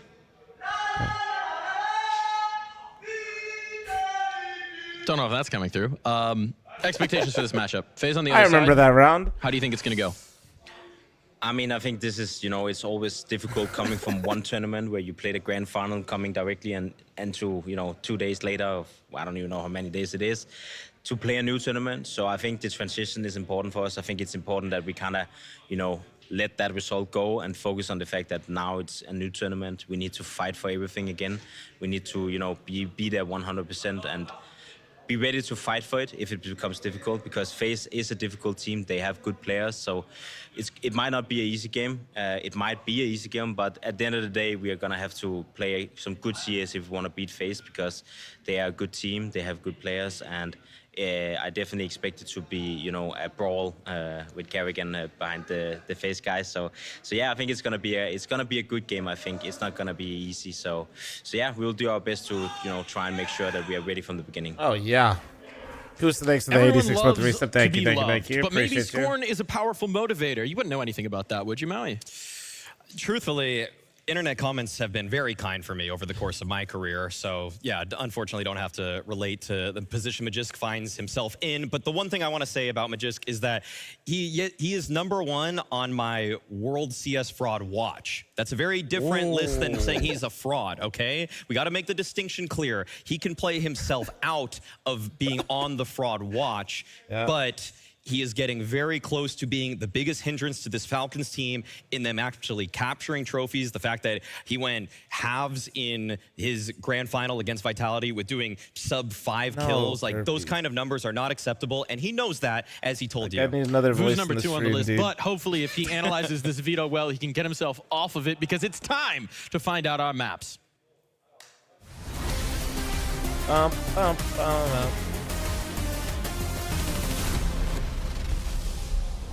Just want to hit a little dance to that. Little tune, little stinger in. What are we getting here? Anything that's going to get interesting? I don't think we're going to see anything surprising at all. Ban Train, ban Anubis, that's what we've seen pretty much from these teams for the majority of what we've seen. And most likely you end up on Ancient, maybe Inferno or Dust 2, depending. And That's probably call what it's going CP to end up said. being. Yeah, I really have to agree with that. I mean, with no kind of surprise ban, it doesn't seem like Kerrigan's up to too many tricks here. I think Inferno. Vu already hit the nail on the head that No. Ancient is the map. So you know Okay, what, all right. Darf, you can cool it with the Vu fraud watch. Yeah, he's okay? off? Even if him He's and off I the list? argue, we actually see eye to eye on many different things, Like including I'm just the saying, veto. I saw the list in the green No room. Inferno? All right. That was my death note, actually. Oh wait, no, Falcons have been shit up. Never mind. Speaking of death I'm notes, remembering how is that? Vitality Man, versus that just Falcons on Inferno now. Here, man. But the Falcons, are they going to be in trouble? Look, we're talking about FaZe, we're talking about that magic. The spark can light at any time, but the Tinder's looking pretty darn wet here. The great thing about this matchup is you have both teams in the middle of their map. Ancient should be interesting. And Dust 2, Nuke, those are maps that every team is good on. It's not a Vitality wildcard situation where you have the best map for one team and kind of an okay. This is going to be a competitive series no matter what happens. And that's why I feel like FaZe actually do have a chance, okay? I wasn't just spitting to just kind of get close to Dust and to yell at him, even though I do love doing that in that pregame segment. I really do think that FaZe, they just have to put it together eventually, okay? When I look at a team like FaZe Clan, I was gonna give them less time than normal because I've just seen Kerrigan do it so many times. Now it's been 3 months in total. This is usually the point in any roster's history where you find out who you are. They've talked about the fact that they are gearing up for the major. Well, this is the tournament that they need to show me anything at all. Like, Elige has moved to Europe at this point. He's settled, okay? There's no more excuses. I say my belief in FaZe is only because of Kerrigan. I believe in Kerrigan. He believes in Kerrigan. Maui likes to spit on Dust. This is what we've learned today. Two guys who like to spit into the microphone. Scrawny and Lodges, take it away. Yeah, thank you, Dust. Dust. Darf. Sorry, dime a dozen, those guys. right now. Here we go, Mo. We've got Falcons and FaZe up in the server. I like this take that we need to see it now. I mean, Elige is somebody who has played for North America, in North America his entire career. He finally makes that big jump, a jump so few North Americans are ever willing to make. You don't make that jump. Dummy, and then walk here's your away set you ordered. Hope with you're having a losses. wonderful When Twists did it to join this very same organization. Wednesday, you look they great. got You there smell into the incredible, Grand but Slam. you're still a piece of Elige shit. has to follow in those footsteps. He didn't move here for anything less. That's enjoy really playing tough Legacy? because No, I don't Unleash really comes have any into the interest team in when playing Brokey's Legacy. already having a downturn in form. So it's rough because you actually, if you watch closely, Unleash has been improving a lot. I think we saw tons of irresponsible play at the beginning of as soon as he joined the team. After a couple of tournaments, we see a lot less of those over peaks, over commitments. I think he's trusting the roster a lot more, and his individual level has been good in spots where FaZe's overall hasn't.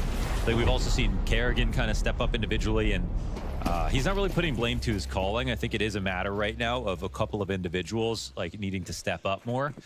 And yeah, I mean, well, let's talk about this pistol first because there is a lot more to discuss about these two lineups.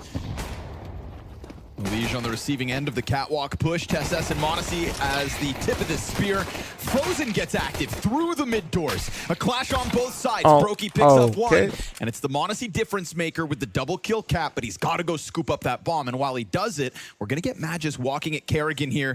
He finds the better of the timing, catches Kerrigan off guard, and so the clutch falls into the hands of Rain. He's got a challenge on the cross. That'll stop Magus, but the m0NESY bomb cross now has eluded him. It has been heard, it seems like, from Rain. He's just figuring out what the approach is going to be. And of course, with the bomb over there, he knows that he can start to run up.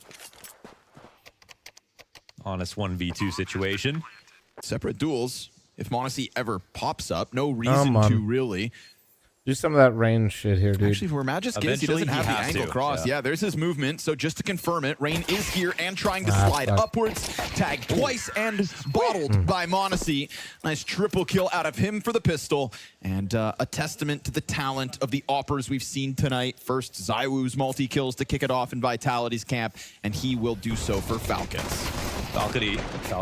Falcons showed us at Melbourne that they are a real threat. And they have a damn near complete lineup, if not already complete, in terms of how amazingly well they played together. I think TeSS was I'm hoping I'm wrong. A massive surprise, stepping up above Nico and above m0NESY even in that grand final was an amazing performance for him. A couple months ago, if FaZe faced against Falcons, you would just expect FaZe to probably win. Right. But now it's Falcons will probably win. FaZe have to really dig deep for this. Now, I know they didn't walk away with the win, but you know what that TeSS performance reminded me of in Australia? It was Magisk back in Shanghai for the major champion win. I was just thinking to myself, like, when the third piece or the fourth piece could step up to that pedigree, Falcons are so clearly in a good place that was now. Kerrigan, by the way, on the Nico, not the other way around. He has recently actually dipped down again, like you're mentioning. But we saw at the end of like 2024, TeSS was one of the best players did we finally on the team upload for it? a good I guess amount they of time. found it then. And I mean, obviously, we don't know what happens in the future, but good flash. But right now, it's a good move out of Falcons to get back to 5v4. You may have lost Nico out of the gate. It's a perfect response, though, from FaZe. They still got 2 and B, and Elijah's flanking from the top of mid. Oh, man. Did he rush that? Tries to make it happen on his own. Luckily for him, Brokey's going to pick up a bit of slack as we hit 40 seconds.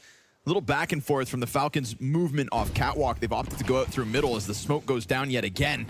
You've got Rain just locked in behind boxes. TeSS playing with his pieces as he moves up, but he still recovers in time.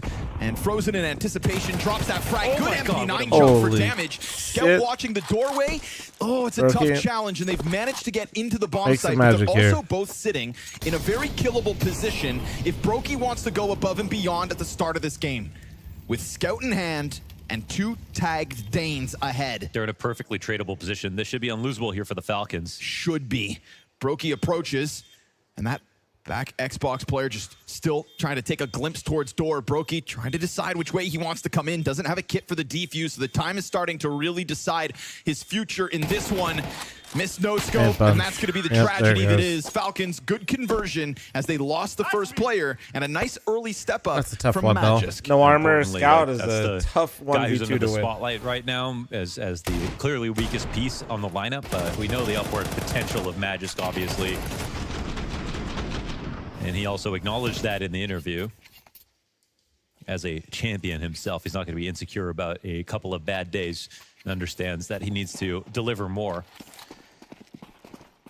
So it's going to be, I think, Magisk on that side and Brokey on the other in terms of players who need to get back to who they are. Unfortunately for FaZe, though, you just mentioned their Opper in contrast to Magisk. That's a good point. And that really has to end up being the tale of FaZe's fall-offs lately. I mean, this is a lot of conjecture, but you can really see how much Brokey cares as well. I mean, he's been yelling a lot in really tense situations, but I think Vu summed it up perfectly where he mentioned that Brokey can be fine for most of the games, but it's actually the most clutch situations sometimes in the 20-plus rounds where he misses one shot. Our match might be getting rescheduled for Truck. We'll How does see. that Skippy, thanks for the tier 351 month resub. Scam me more. Is he a guy suddenly getting nervous? Or I will. We've never seen him Skippy. get nervous. Yeah, good question. Quite good at this. Thanks for your tier 351, you fucking has weenie. so much late game clutch. Yeah, seriously. In his, highlight reels of past. It's also especially damning as we see the site get overtaken. On a nice call here for the Falcons that, Brokey takes a very low percentage amount of opening attempts, right? He's down there with Shiro. People don't really understand how few attempts he's always taken on this lineup, even at his best. So that does mean in those clutch moments, he has to over-deliver those to make up for the rest of the round 100%. Where he's not trying the first shot. As Shiro does with Donk so successful on his entries. Yeah. That's a fine comparison to draw. And also because they, in their last VOD watchers, skip 1 minute. Team, they lost some of their late If they're in the round VOD, they won't power. hear So this. You Brokey gotta also get tapers in the off VOD early next time. You gotta part of predict the that late future. round Circa power, thanks and for they the get upgraded in 47. front. Thank Well, you. it's a totally different lineup now, but not in a good way. There it is, the beating that is the opening of Dust 2, 3 rounds straight for Falcons. How bad Guns is come out Wildcard lose on map the 2? FaZe side of things. Not We get the horribly, instant but they never Kerrigan really were in I it. love that. He's been buying that a lot. Wildcard looked like not total pushovers, but it never was really close. Not It was seen a lot of always 3Ks, but you're seeing a lot of 1.5. It was always Vitality's take game. it.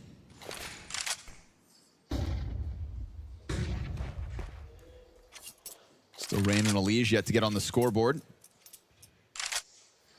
To be fair, they did better than Falcons on Inferno. True. Table. That's right. Especially at Blast. It should be Kerrigan and Magic Rocks. Oh, true. Yeah. Haven't seen those. I'm sure they're there though.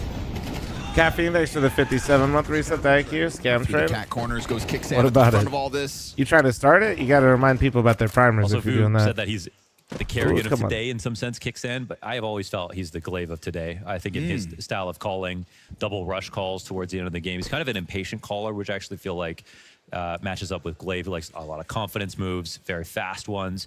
Will risk rounds that are high value. Lemon Killer, to thanks go for the quickly, 14-month with primer. a chance Thank you. to catch a tempo, catch people off guard. And what about the ability to Captain get Durr, kills? thanks for the 14. Yeah, man. Well, it worked. he DeGrasse, is thanks for a the monster right now in terms of 109 fragging months. Shout out IGLs. Match and all gifted on Twitch and YouTube. You fucking. Just gonna drop some more utility You guys off are just Catwalk. dumb. We get I'll this be real. Monacy Nico duo walking out through middle. Smokes covering Elige for the time being, but he's gonna come down into spawn, gets caught out. Oh my dirty God, spray he from made Nico, Nico and not in miss. the good way. Luckily, the kill gets Oh finished my off God. by Kicksand. Wait, Frozen Frozen burns just burned. from beyond the grave. Tesses gets his off the Brokey flames. hears this, 12 Brokey hears this. They have to seconds. go. And they are gonna try to push this up Catwalk, but the instant kills that come through by them, just enough time. No way. It was done with one frag back. How about we call it calculated? Jeez, they had no other option. They would not have run up Cat in that That's spot nuts, if they had dude. an extra 20 seconds. And the flash, well, it was beautiful, but the snap back is even better here for Rain. Kicksand hits the dirt. You've still got ample time here for Rain, but no kit. Doesn't like it. Utility to get him out feels unlikely. He'll concede this. We go 4-0 start for Falcons. It's a setup win for FaZe. I mean, they're in a great position to punish that last second adjustment up Cat. 15 seconds as they get up there. 2 players waiting for them. B would have been the more vulnerable option, but I think they were maybe lacking a mid-B smoke, and they were also lacking a little bit of info at that spot. Had to make a choice. And they got the fragging behind Why it. does Rain look 10 Mag years is yet younger to in his die. pick? Yeah, Mag is perfectly timed flank. You see him Photoshop. just pop the guy on ramp. That takes But a I ton do of like pressure off. the people. I like the Blast Photoshop And so the follow way more than the ESL Photoshop. Holy shit. The ESL Photoshop is actually cursed. A loss. It's like the ESL versions of the Photoshop with their faces. It like reminds me of like Is a that Kerrigan with no head armor? slightly different universe version of people, like the evil twin. Lost to the sands of time. No, I just do it myself. Gonna Earn. make Monacy the Prince of Persia. Maybe. You're convinced that ESL used AI? Probably. Ugh. Ubisoft. Weren't they tweeting some AI? Other devs.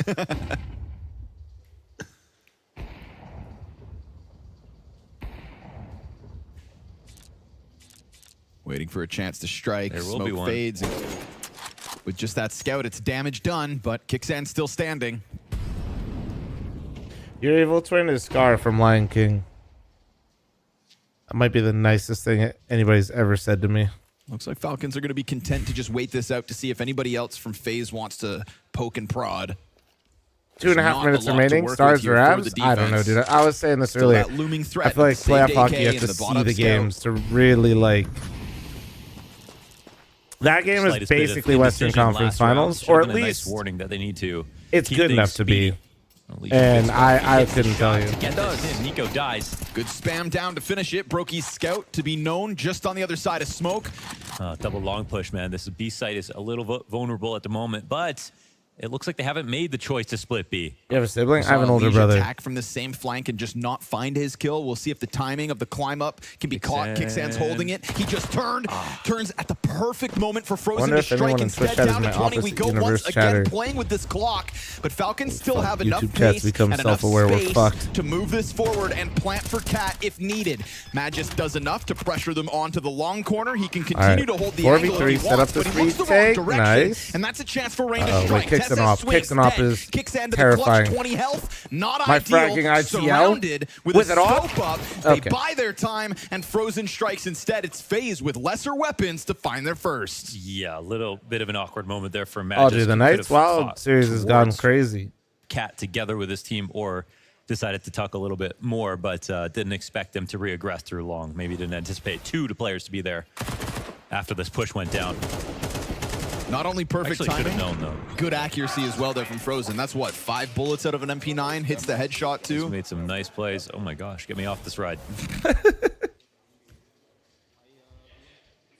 No, I have an older brother.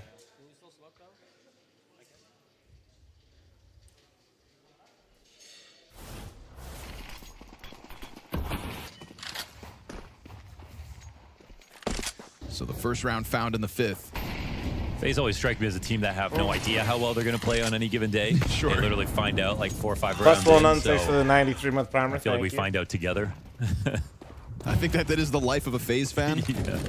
I mean, the interviews right now are, we don't know why we're playing badly. It's Neo saying that, it's Kerrigan saying Jello, that. thanks for the also 4-month resub, intimating thank that you. it's individual level. You look is a great big though, problem Jello. for them. Appreciate you. And I'm willing to say that. I mean, I haven't seen like lazy calling out of FaZe, right? I haven't seen that actually be a huge issue.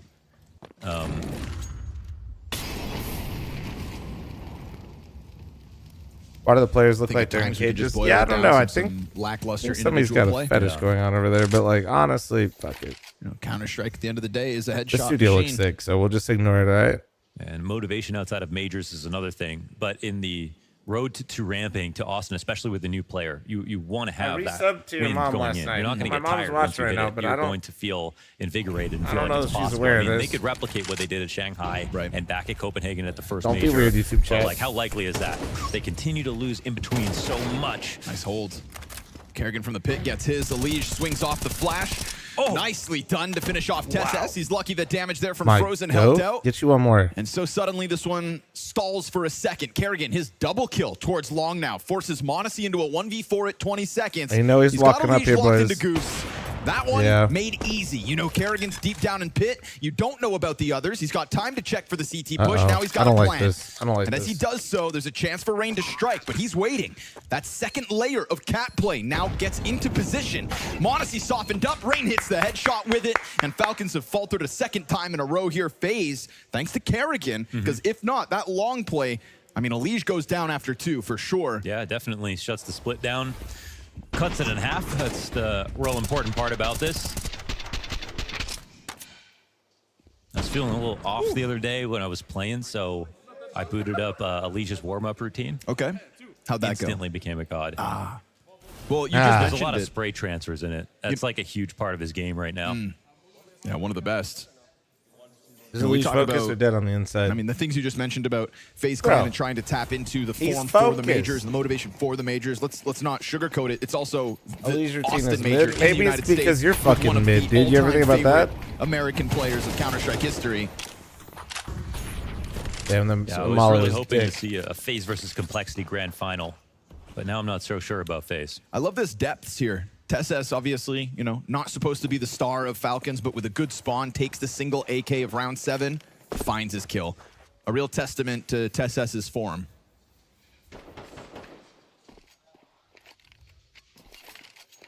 Well, they can rearrange back to B, but in this setup, you could see that FaZe are actually, I think, quite happy with this option if they want to take it. Even with Rain coming out of the doors, he'll still be able to get vision. It's a solid spot here for there's Frozen, no best but there's routine some though. pressure On on some him. real shit. It's whatever works for you. Fine, he'll deliver the first, finishes off the Whatever gets you those 40 kills is the best routine. What a shot. Kicksan and m0NESY connect, but at the same time, you've got the car player down to low. Nico takes time with it, finishes off the Liege. 3 body shots enough. And that is a kill apiece from Kicksan, TeSS, m0NESY, Nico. Damn. Perfect here for Falcons. Single AK round, and they're going to rob it away from FaZe. And Brokey's now in danger too, up in hand, and he goes down to a deagle on top of that. Well, oof. I mean, it's a great shot on Ben, Frozen, thanks for the 'cause 30 he's got a perfect thank position you. to multi-frag, gets the first kill without Yes, taking any wait. damage. He's set up for another spray and a half, but I mean, I think it was Kicksan with the perfect clear. Kicksan or m0NESY, door kill and car kill same time. We got Falcons taking a quick tack. Sonic getting involved, even though they're up 5-2.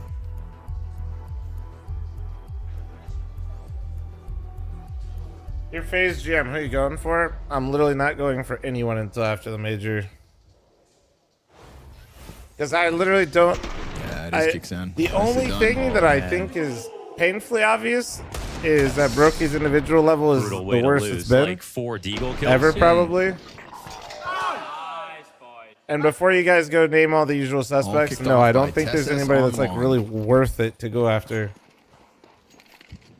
For example, a lot of people say Dexter. Dexter's recent form, absolutely an immediate upgrade over Brokey. However, it's not good enough to change what's going on with FaZe, in my opinion. Tucked in tunnels. Nico clears out lower. Don't think so at all. I don't map think here so for FaZe with whatsoever. rounds like that getting lost. Don't think it's good enough. Got a very vanilla setup Some right people now. say No cap device. play early. Good luck with that. That organization's in the middle of trying to sell its whole IP. If you think they're going to be able to It's possible with sell enough space device, that, or Falcons they're take going to too want much to time sell think. device We in did this see scenario. I one think it's round going to be a come down bit to the last tricky. 15 seconds. Sometimes, if a team can't find an opening, they will have trouble finding direction. Outside of device, there's not really like But it's Dust 2. You really don't you need that can't much just time to pick get your up map any control. run of the mill opera, man. Like your FaZe. Like the goal is to I be really don't like that. FaZe aren't searching anything. At the winning moment. tournaments. They just are back in sort of their 32nd Like, there's position, not- except not with any info on I'm rotations. not saying that they flash clear the mid doors you as well. shouldn't try to improve the roster. But It's the just fog of tricky war becomes because a little you're just scary going to here be for picking FaZe. up a stopgap. Alish has to make an executive choice as to whether or not to come back to Game Helper.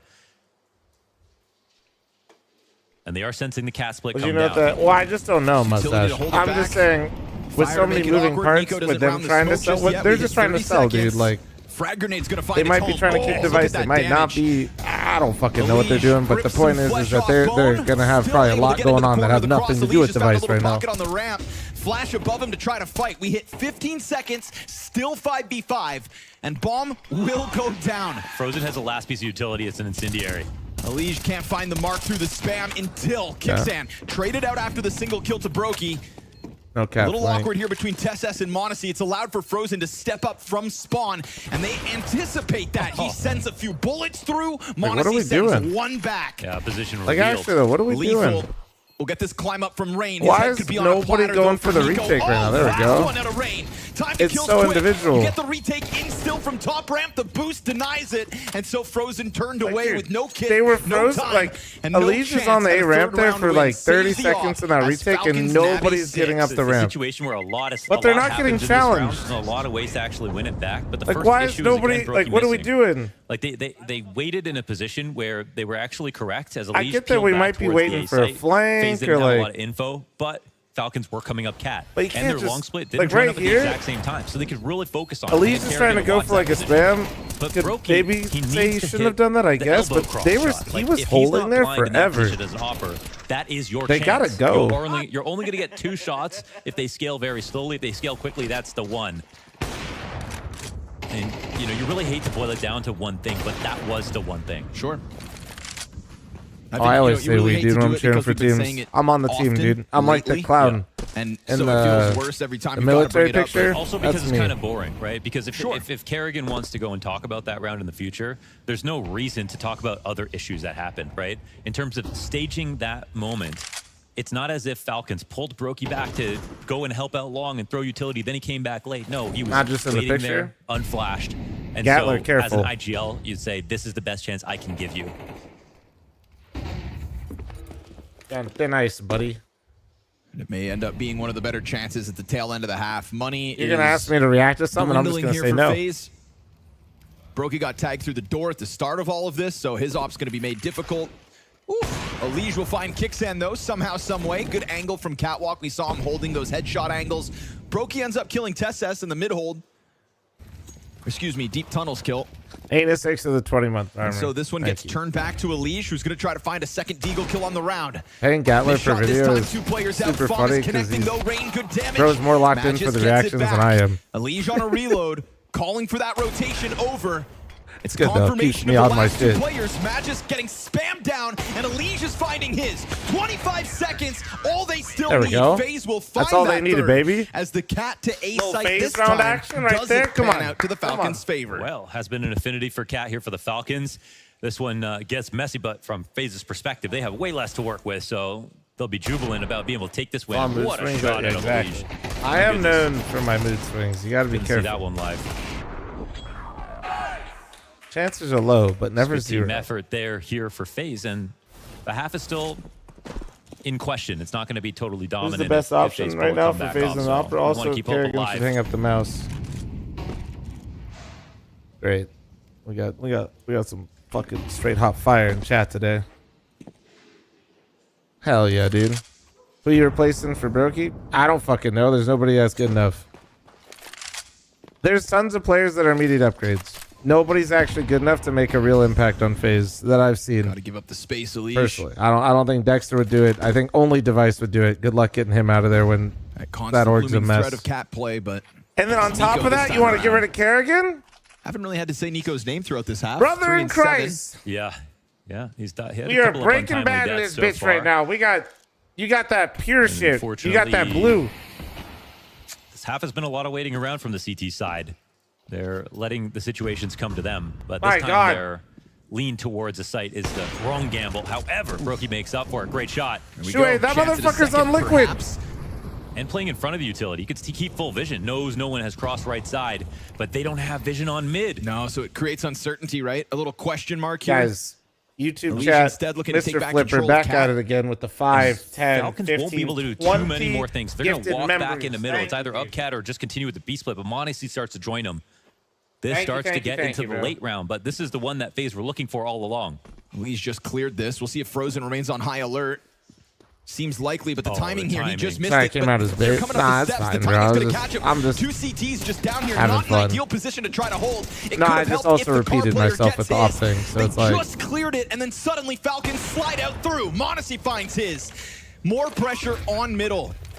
FaZe's inactivity, something we bring up. You're just but then kinda when they stuck right finally now do if you're go to FaZe. clear something, they just miss the Feels timing. really And bad. it bodes Like- very well for Falcons instead. The reason you have players guessing in that spot It is feels because they really don't bad. know, That's right? why And I you think have that to that's wait till problem the right now major for FaZe. because A lot of if these you're CT FaZe, rounds so far have it's been not starting that off you in don't positions that you want to realize get to around changes 30 need to be seconds made. with 5 It's that alive. it's so And hard because to of that, there's no pinpoint prophylaxis across the map. Falcons don't make some kind of crazy exactly rotation. what's In going to fact, make they the don't even biggest have anyone impact. waiting on Cat. They have to walk all the way back from upper tunnels. They just know that they're not welcome over in B site. And when they take this option that they've actually used a number of times, even in late round spots, FaZe do not have the info to stand strong in their positions. Frozen was in a good spot. His teammate was in a good spot. They actually had nothing to worry about. But the problem is they just didn't know.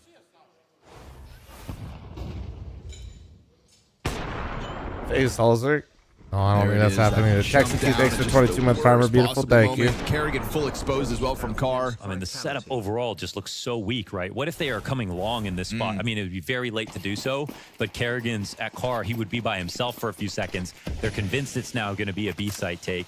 And again, I didn't see any fakes out of Falcons. Brokey to post the op early. Monacy right behind Nico here, peeking into it. Ooh, dude, bro, Monacy barely comes around that corner. Can't believe it, yeah. Brokey gets hit, lucky to be alive. Well, here's a round where Everyone FaZe like the want to stream find if you out haven't early already? and Hell get yeah. punished for it. That's a dirty shot from Monacy. Incredible, really. I don't think he has angle dominance on that at all. Just Monacy things, man. Very quickly to follow through. Man, Kixon recognized he hit the gap, dude. He's just gonna go for it. He's understanding the rotation. Style. And when he feels like there's a crack, he will try to shove himself through it. Has done so here, and reads that Kerrigan's back on those similar positions. Tucks perfectly under. Oh, nice shot. Finds the Nice headshot. shot. Now it's Alicia's Huge chance. find, actually. The fact the player on Nice. site's gone down will keep him honest. He tucks back into CT spawn. He's got a nade to his name. For him. Shut the fuck up. Okay. I'm gonna Didn't put go your ass over in the railing. timeout. Thank They you. can scoop that back up and. Guys, YouTube chat's making me good for babysit. Falcons, but this one kill. Okay. Oh, he doesn't get the shot off. That's Brokey, tough He one to was be so in with low. only like And 7 two. points of health. And missed the nade. And not planting for Cat, so Alish low health has to wait for the catwalk players to come forward. Monacy sees all of this as a chance to reposition. Hold that, buddy. Hold but Alish that. comes through with another second kid of Hold critical that. kill.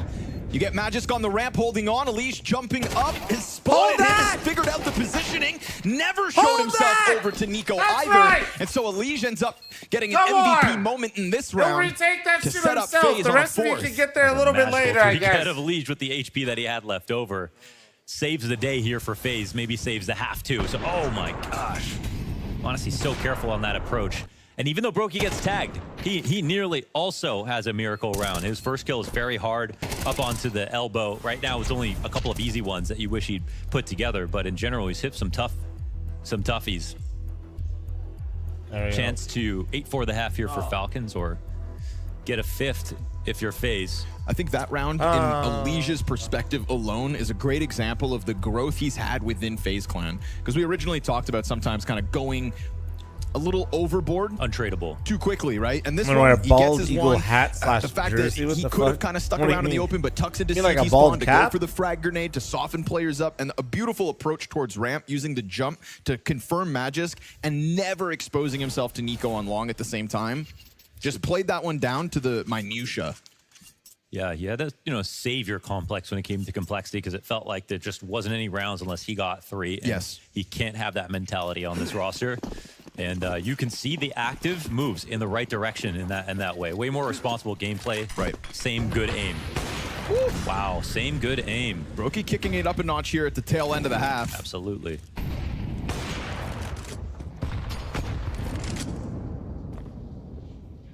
And poor Nico's still waiting for his chance to shine.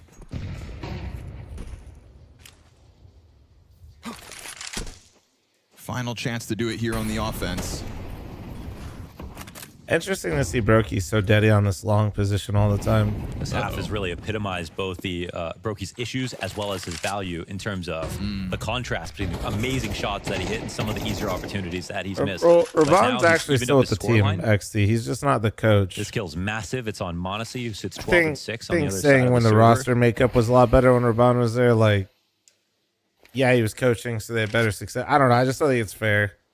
And if FaZe want to play a standard The rosters that Neo has had, it's I'm not. It's a lot more justified. It's really now hard to they're up 5 and evaluate 4. coaches from like our outside perspective, but I just feel like at the end of the day, he's had worse FaZe rosters than what Raban had. Kerrigan doesn't overdo the utility just yet. It looks like he's going to expose him at the right time. That'll get them to stall for a second. He tries to chase down Magisk, loses the fight.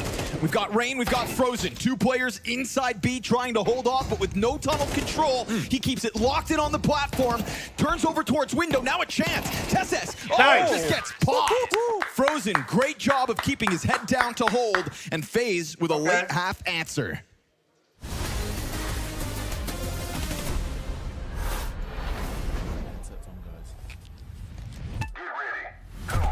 Chat, I'm running it out. Heads up, heads up, heads up, heads up.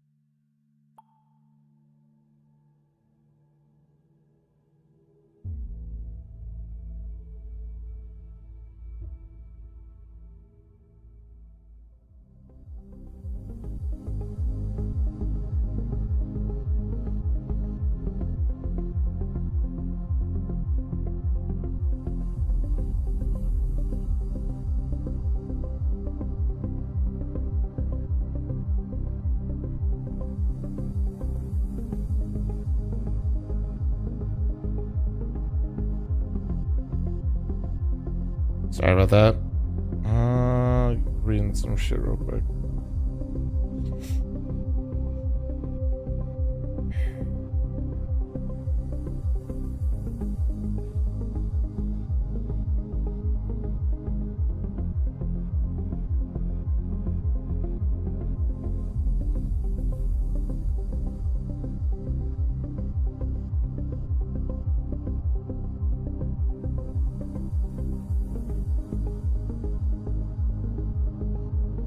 All right. Should be good. All right.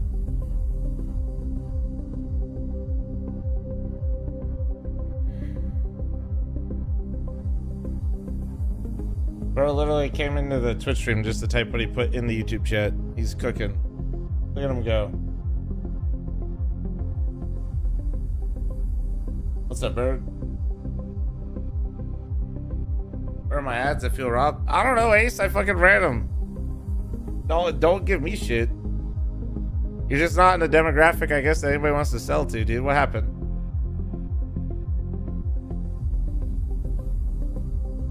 I need you to VPN somewhere else where they're definitely gonna get ads.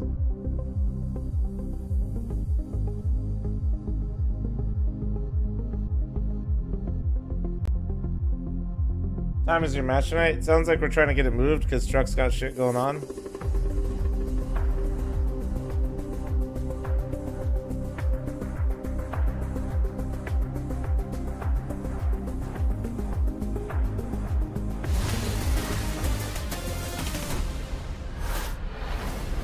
Three of the last 4 rounds, all the way of FaZe Clan Elige topping the charts for what some hope to be a competitor come Austin. Falcons have proven what they're capable of, and Monacy, yet again, with momentum out of the gate here in this head-to-head tonight. I think we got maybe 8 out of 10 calling from both teams in that map, or in the map so far, with the, you know, a lot of cap plays from Falcons that weren't like set up amazingly well, but there were a couple of late round frags that ended up winning those rounds. And for FaZe, not searching a ton of information, but getting it together individually is almost inspiring more confidence. So we're here to find out if FaZe can actually close or come back into this map. Boys, thank you very much for the 13th primer. Thank you. Damn, they're just going straight into it. First timing. Here we go. The head tuck on site in Monacy. Beretta's pop Jacob takes the 17-month recent. Thank you. Good helping hand from Elige as Rain collects first blood in the second pistol. Kerrigan finds Tessess. Man advantage now for FaZe. And the teams look to split pistols at this point, but Magisk has other ideas. We saw one of the better plays and he has offered in recent times on this A site in a pistol, but that one gets swept up, and we've got now, again, FaZe in the driver's seat, but a creepy Kicksand. Tries to crawl forward, Kerrigan ends up getting the better of it, and Nico, again, haven't had to speak of him. Looks for a way to pull this one apart. Doesn't look likely. FaZe, just let him walk out of it. Crazy how these teams are just in Australia a few days ago. Yeah, FaZe closed the gap honestly, with a second pistol win, and so now we talk about 4 of the last 5 rounds. Right. This is looking I like basically, a real I game did the suddenly time, for FaZe, you know, and they've got T-side. I jet lagged now. myself and I was in my house. It's kind of fucking genius. I had my schedule adjusted for Australia time. Now I'm waking up at fucking midnight to watch Blast. His op and his scoreline recovering from the start of this game. This one's now up in the air. Although I did try to wake up later, my body's just dumb. At first it didn't matter because they were up 4-1. I used to really dislike FaZe. They've grown on me over the years. So you're telling me as they've collectively gotten worse, you've become a fan? For the element of surprise, Well, at least we know your fetish. He gets himself the one, and Magisk man. just combining perfectly with the tunnels push. Team Falcons take control of the situation. A force by victory puts FaZe on their ass. All right, man. And that's a FaZe round right tunnel there. setup with the upper tunnels push, and that's even with Elige getting 2 kills in that hold. Rain as well got a frag. Unlucky maximum. That was definitely salvageable, but also really well timed here for Falcons, and you can see how crushing this is. How fucked is my exactly sleep the schedule? default that FaZe were going in I've for. talked about it If a they few knew this times, tunnel push but was happening, they wouldn't have staged themselves on the stairs. I set my alarm for 3 today because the However, game even though they started knew at this was a 2, threat, they and I was probably trying to be expected better responsible to themselves give to myself as survive much that. leeway as possible to get it at least 8 or 9 hours.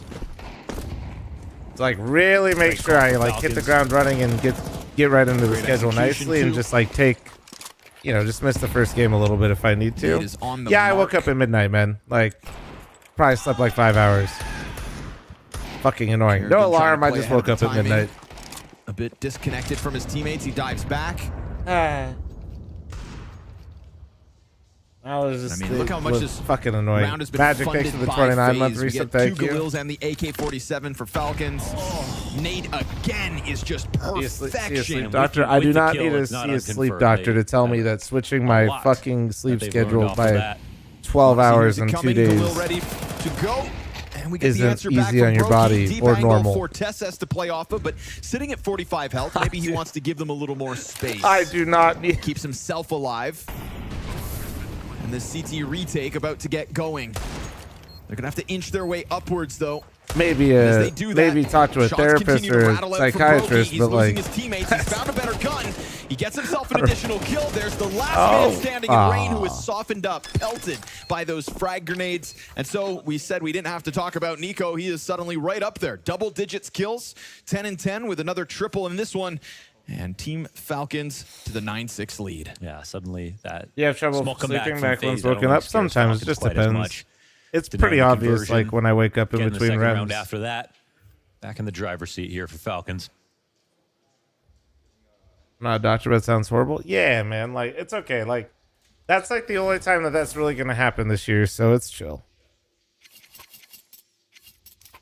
I definitely wouldn't be doing that all the time. Like, I would just start taking, like, if it was like an Aussie event or something. But now that we switched over, we're every seeing more other, inspired calls, you I know, think, from both month, sides. I'd probably just take the L.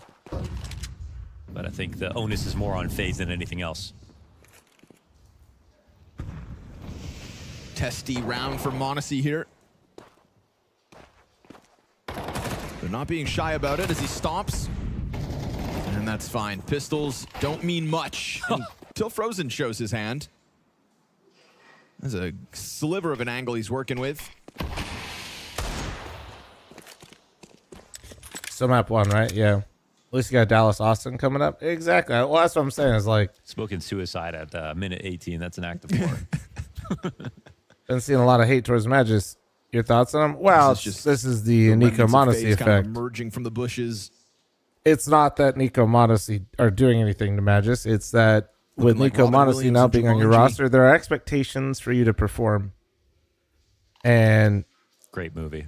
When especially when Kixon individually and Testas step up, there is just a glaring microscope on all of your play if you're Magisk, and he's not been performing that well. It's like the fucking Eye of Sauron or whatever, you know? Just fucking gets locked in on you. So, something like that. And when you're the weakest piece, it's like one thing to be the weakest piece. It's another thing to be like what feels like the reason you're losing. What I will say, though, is in that final specifically, Nico did not get nearly enough blame for his performance in those first 3 maps. Double digits for Falcons. Nico was fucking missing for like 3 maps of that series. Hangover and had to play Full the on. final day. Full on. Falcons have But 2/3 of that, except they the didn't good win. news for him is everybody's they're just gonna be looking at hungry Magic. as So all hell, good. especially with that debut. But They in wanna that final catch that specifically, fire. Nico was They're sort of in a position that absolutely Mouz just were like a few probably the tournaments ago, biggest where now failing they feel, piece on well, they Falcons. basically got a championship window. There are a few teams in their way. But you know what but was there's a chance masked to by really that? impress. And Matt again, just had a few everyone's clutch trying to rounds where he ramp could have closed for the out and major. made like.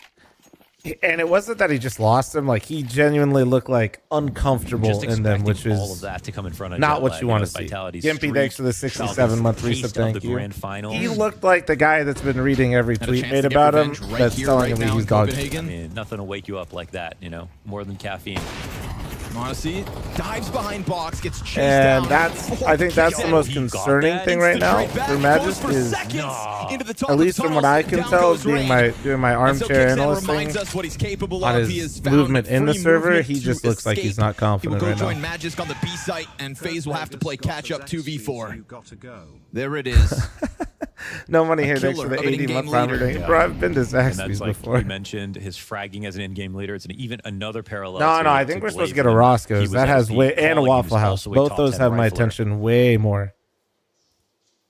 Could you imagine a Vegas Waffle House, dude? That shit would go crazy. And scoops up the first one with ease. Trade frag back from Brokey Shore. The breakfast but and a caught with show dates that in you could hand. get There's there the at 2 a.m. close would out of be Nico. nuts. And majority alive Falcons with a 5-round Waffle lead. House is trash. It's okay to have easy terrible trade, but one opinions. they Everybody needed. gets one. him on the stairs right there, or even Kerrigan before he even got up to that position. But what's that? A perfect pre-aim from behind the box. And they see this Monty dipped out with no one number. There must have been someone close. My goodness, Kicksan turned into that kill. It wasn't even a pre-aim. What's my trash opinion? Ooh. I have some, but I don't, it's hard to pull, like, I'm trying to think. Falcons are an excellent team to watch right now. And I don't know really what my putting best their one would skills on be. display. I don't know. Yeah, let me circle back on this, dude. That's my corporate talk. We'll get back. I think We'll particularly get back as to well this on in email. Dust too, like with this, using Nico in this formula, they played it 4 times in Melbourne, won all 4, and like blowout victories over big teams too. 13-3 Mouz, 13-4 Navi. Aston, that right? overtime win over True. Vitality. Yeah. Like you've already tested your Dust 2 against better opposition 3 times with Nico. Talk about reps. I guess one would be that I actually enjoy In-N-Out fries now. That'd be a pretty trash one. Recent records are not Like, I know super they're strong, bad, of course, for FaZe. but like, I just enjoy In-N-Out so much that it's like part of the experience, like those fries. So we Yeah, there we go. ancient That's one. After this question Yeah, is how long there does we it take go. to get there? Because with these measly weapons, Yeah, you see? think FaZe Nailed lose it. this and That's a Falcons good one, take right? 12. That's a good They trash fluster opinion. Monacy See? for a second, gives him a chance to collect his breath. Moves back towards long instead. You like those fries? I do. I do get them well done. And I do get them animal style with spread on the side. But this game was close yes. for a second. I mean, it really That did is feel like it, my- but when they lost the conversion in the second half, we haven't had any T rounds. FaZe no answer so far. Last chance saloon. Whataburger fries sucks. Whataburger just sucks, dude. It's only people in Texas like that shit.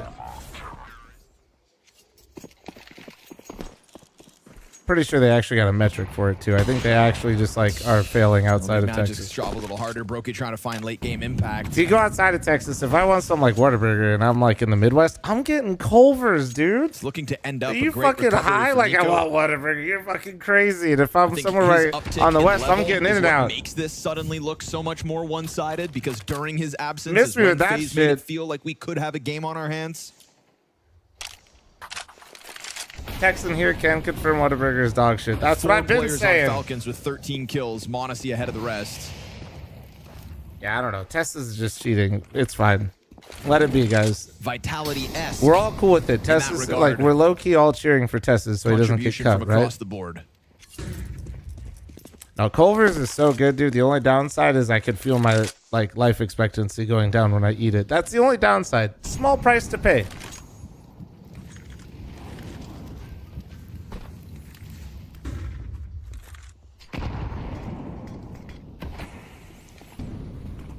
Again, they try to keep it quiet. We hit 45 seconds and still no CT to really shoot down. Kicksan awaiting. Gets insta-pop from Elige. Nice kill on his behalf. Magisk, tough one as he's surrounded. Yeah. Elige, the only moment of hope here for FaZe. He's trying to run this bomb up. He Nice. continues to get pressure Monacy offered is over. just Monacy literally continues to collect mauling kills. That's them, all dude. 3 frags back for Monacy so far. And FaZe find I'm hearing that themselves 2 decoy players rattle off strong op shots, and inside. This is the Monacy's duo got they a wanted. 3K, so I'm just With the assuming double every op- shot's the hitting. double op scope, it felt like he didn't see that cross. We'll see.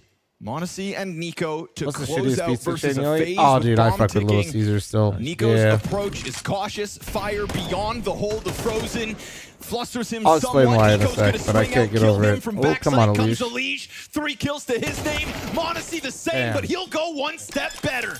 21 frags for the kid. 13-6 for Not a Falcons. singular person. And a statement that continues to put a gap between Positive them, besides the Elige. number 1 That's tough. challengers, and the rest of the That pack CT here side in looked abysmal, Copenhagen. man. They look so scared. Unfazed are the Falcons as they They take literally map look number so 1 scared of on that this CT series. side. Strong showing When those again, retakes came in, coming off of flat-footed success into is the word I'd success. use. It's starting to look But yeah, dude, I very I good love Little for the Caesars, team in man. green.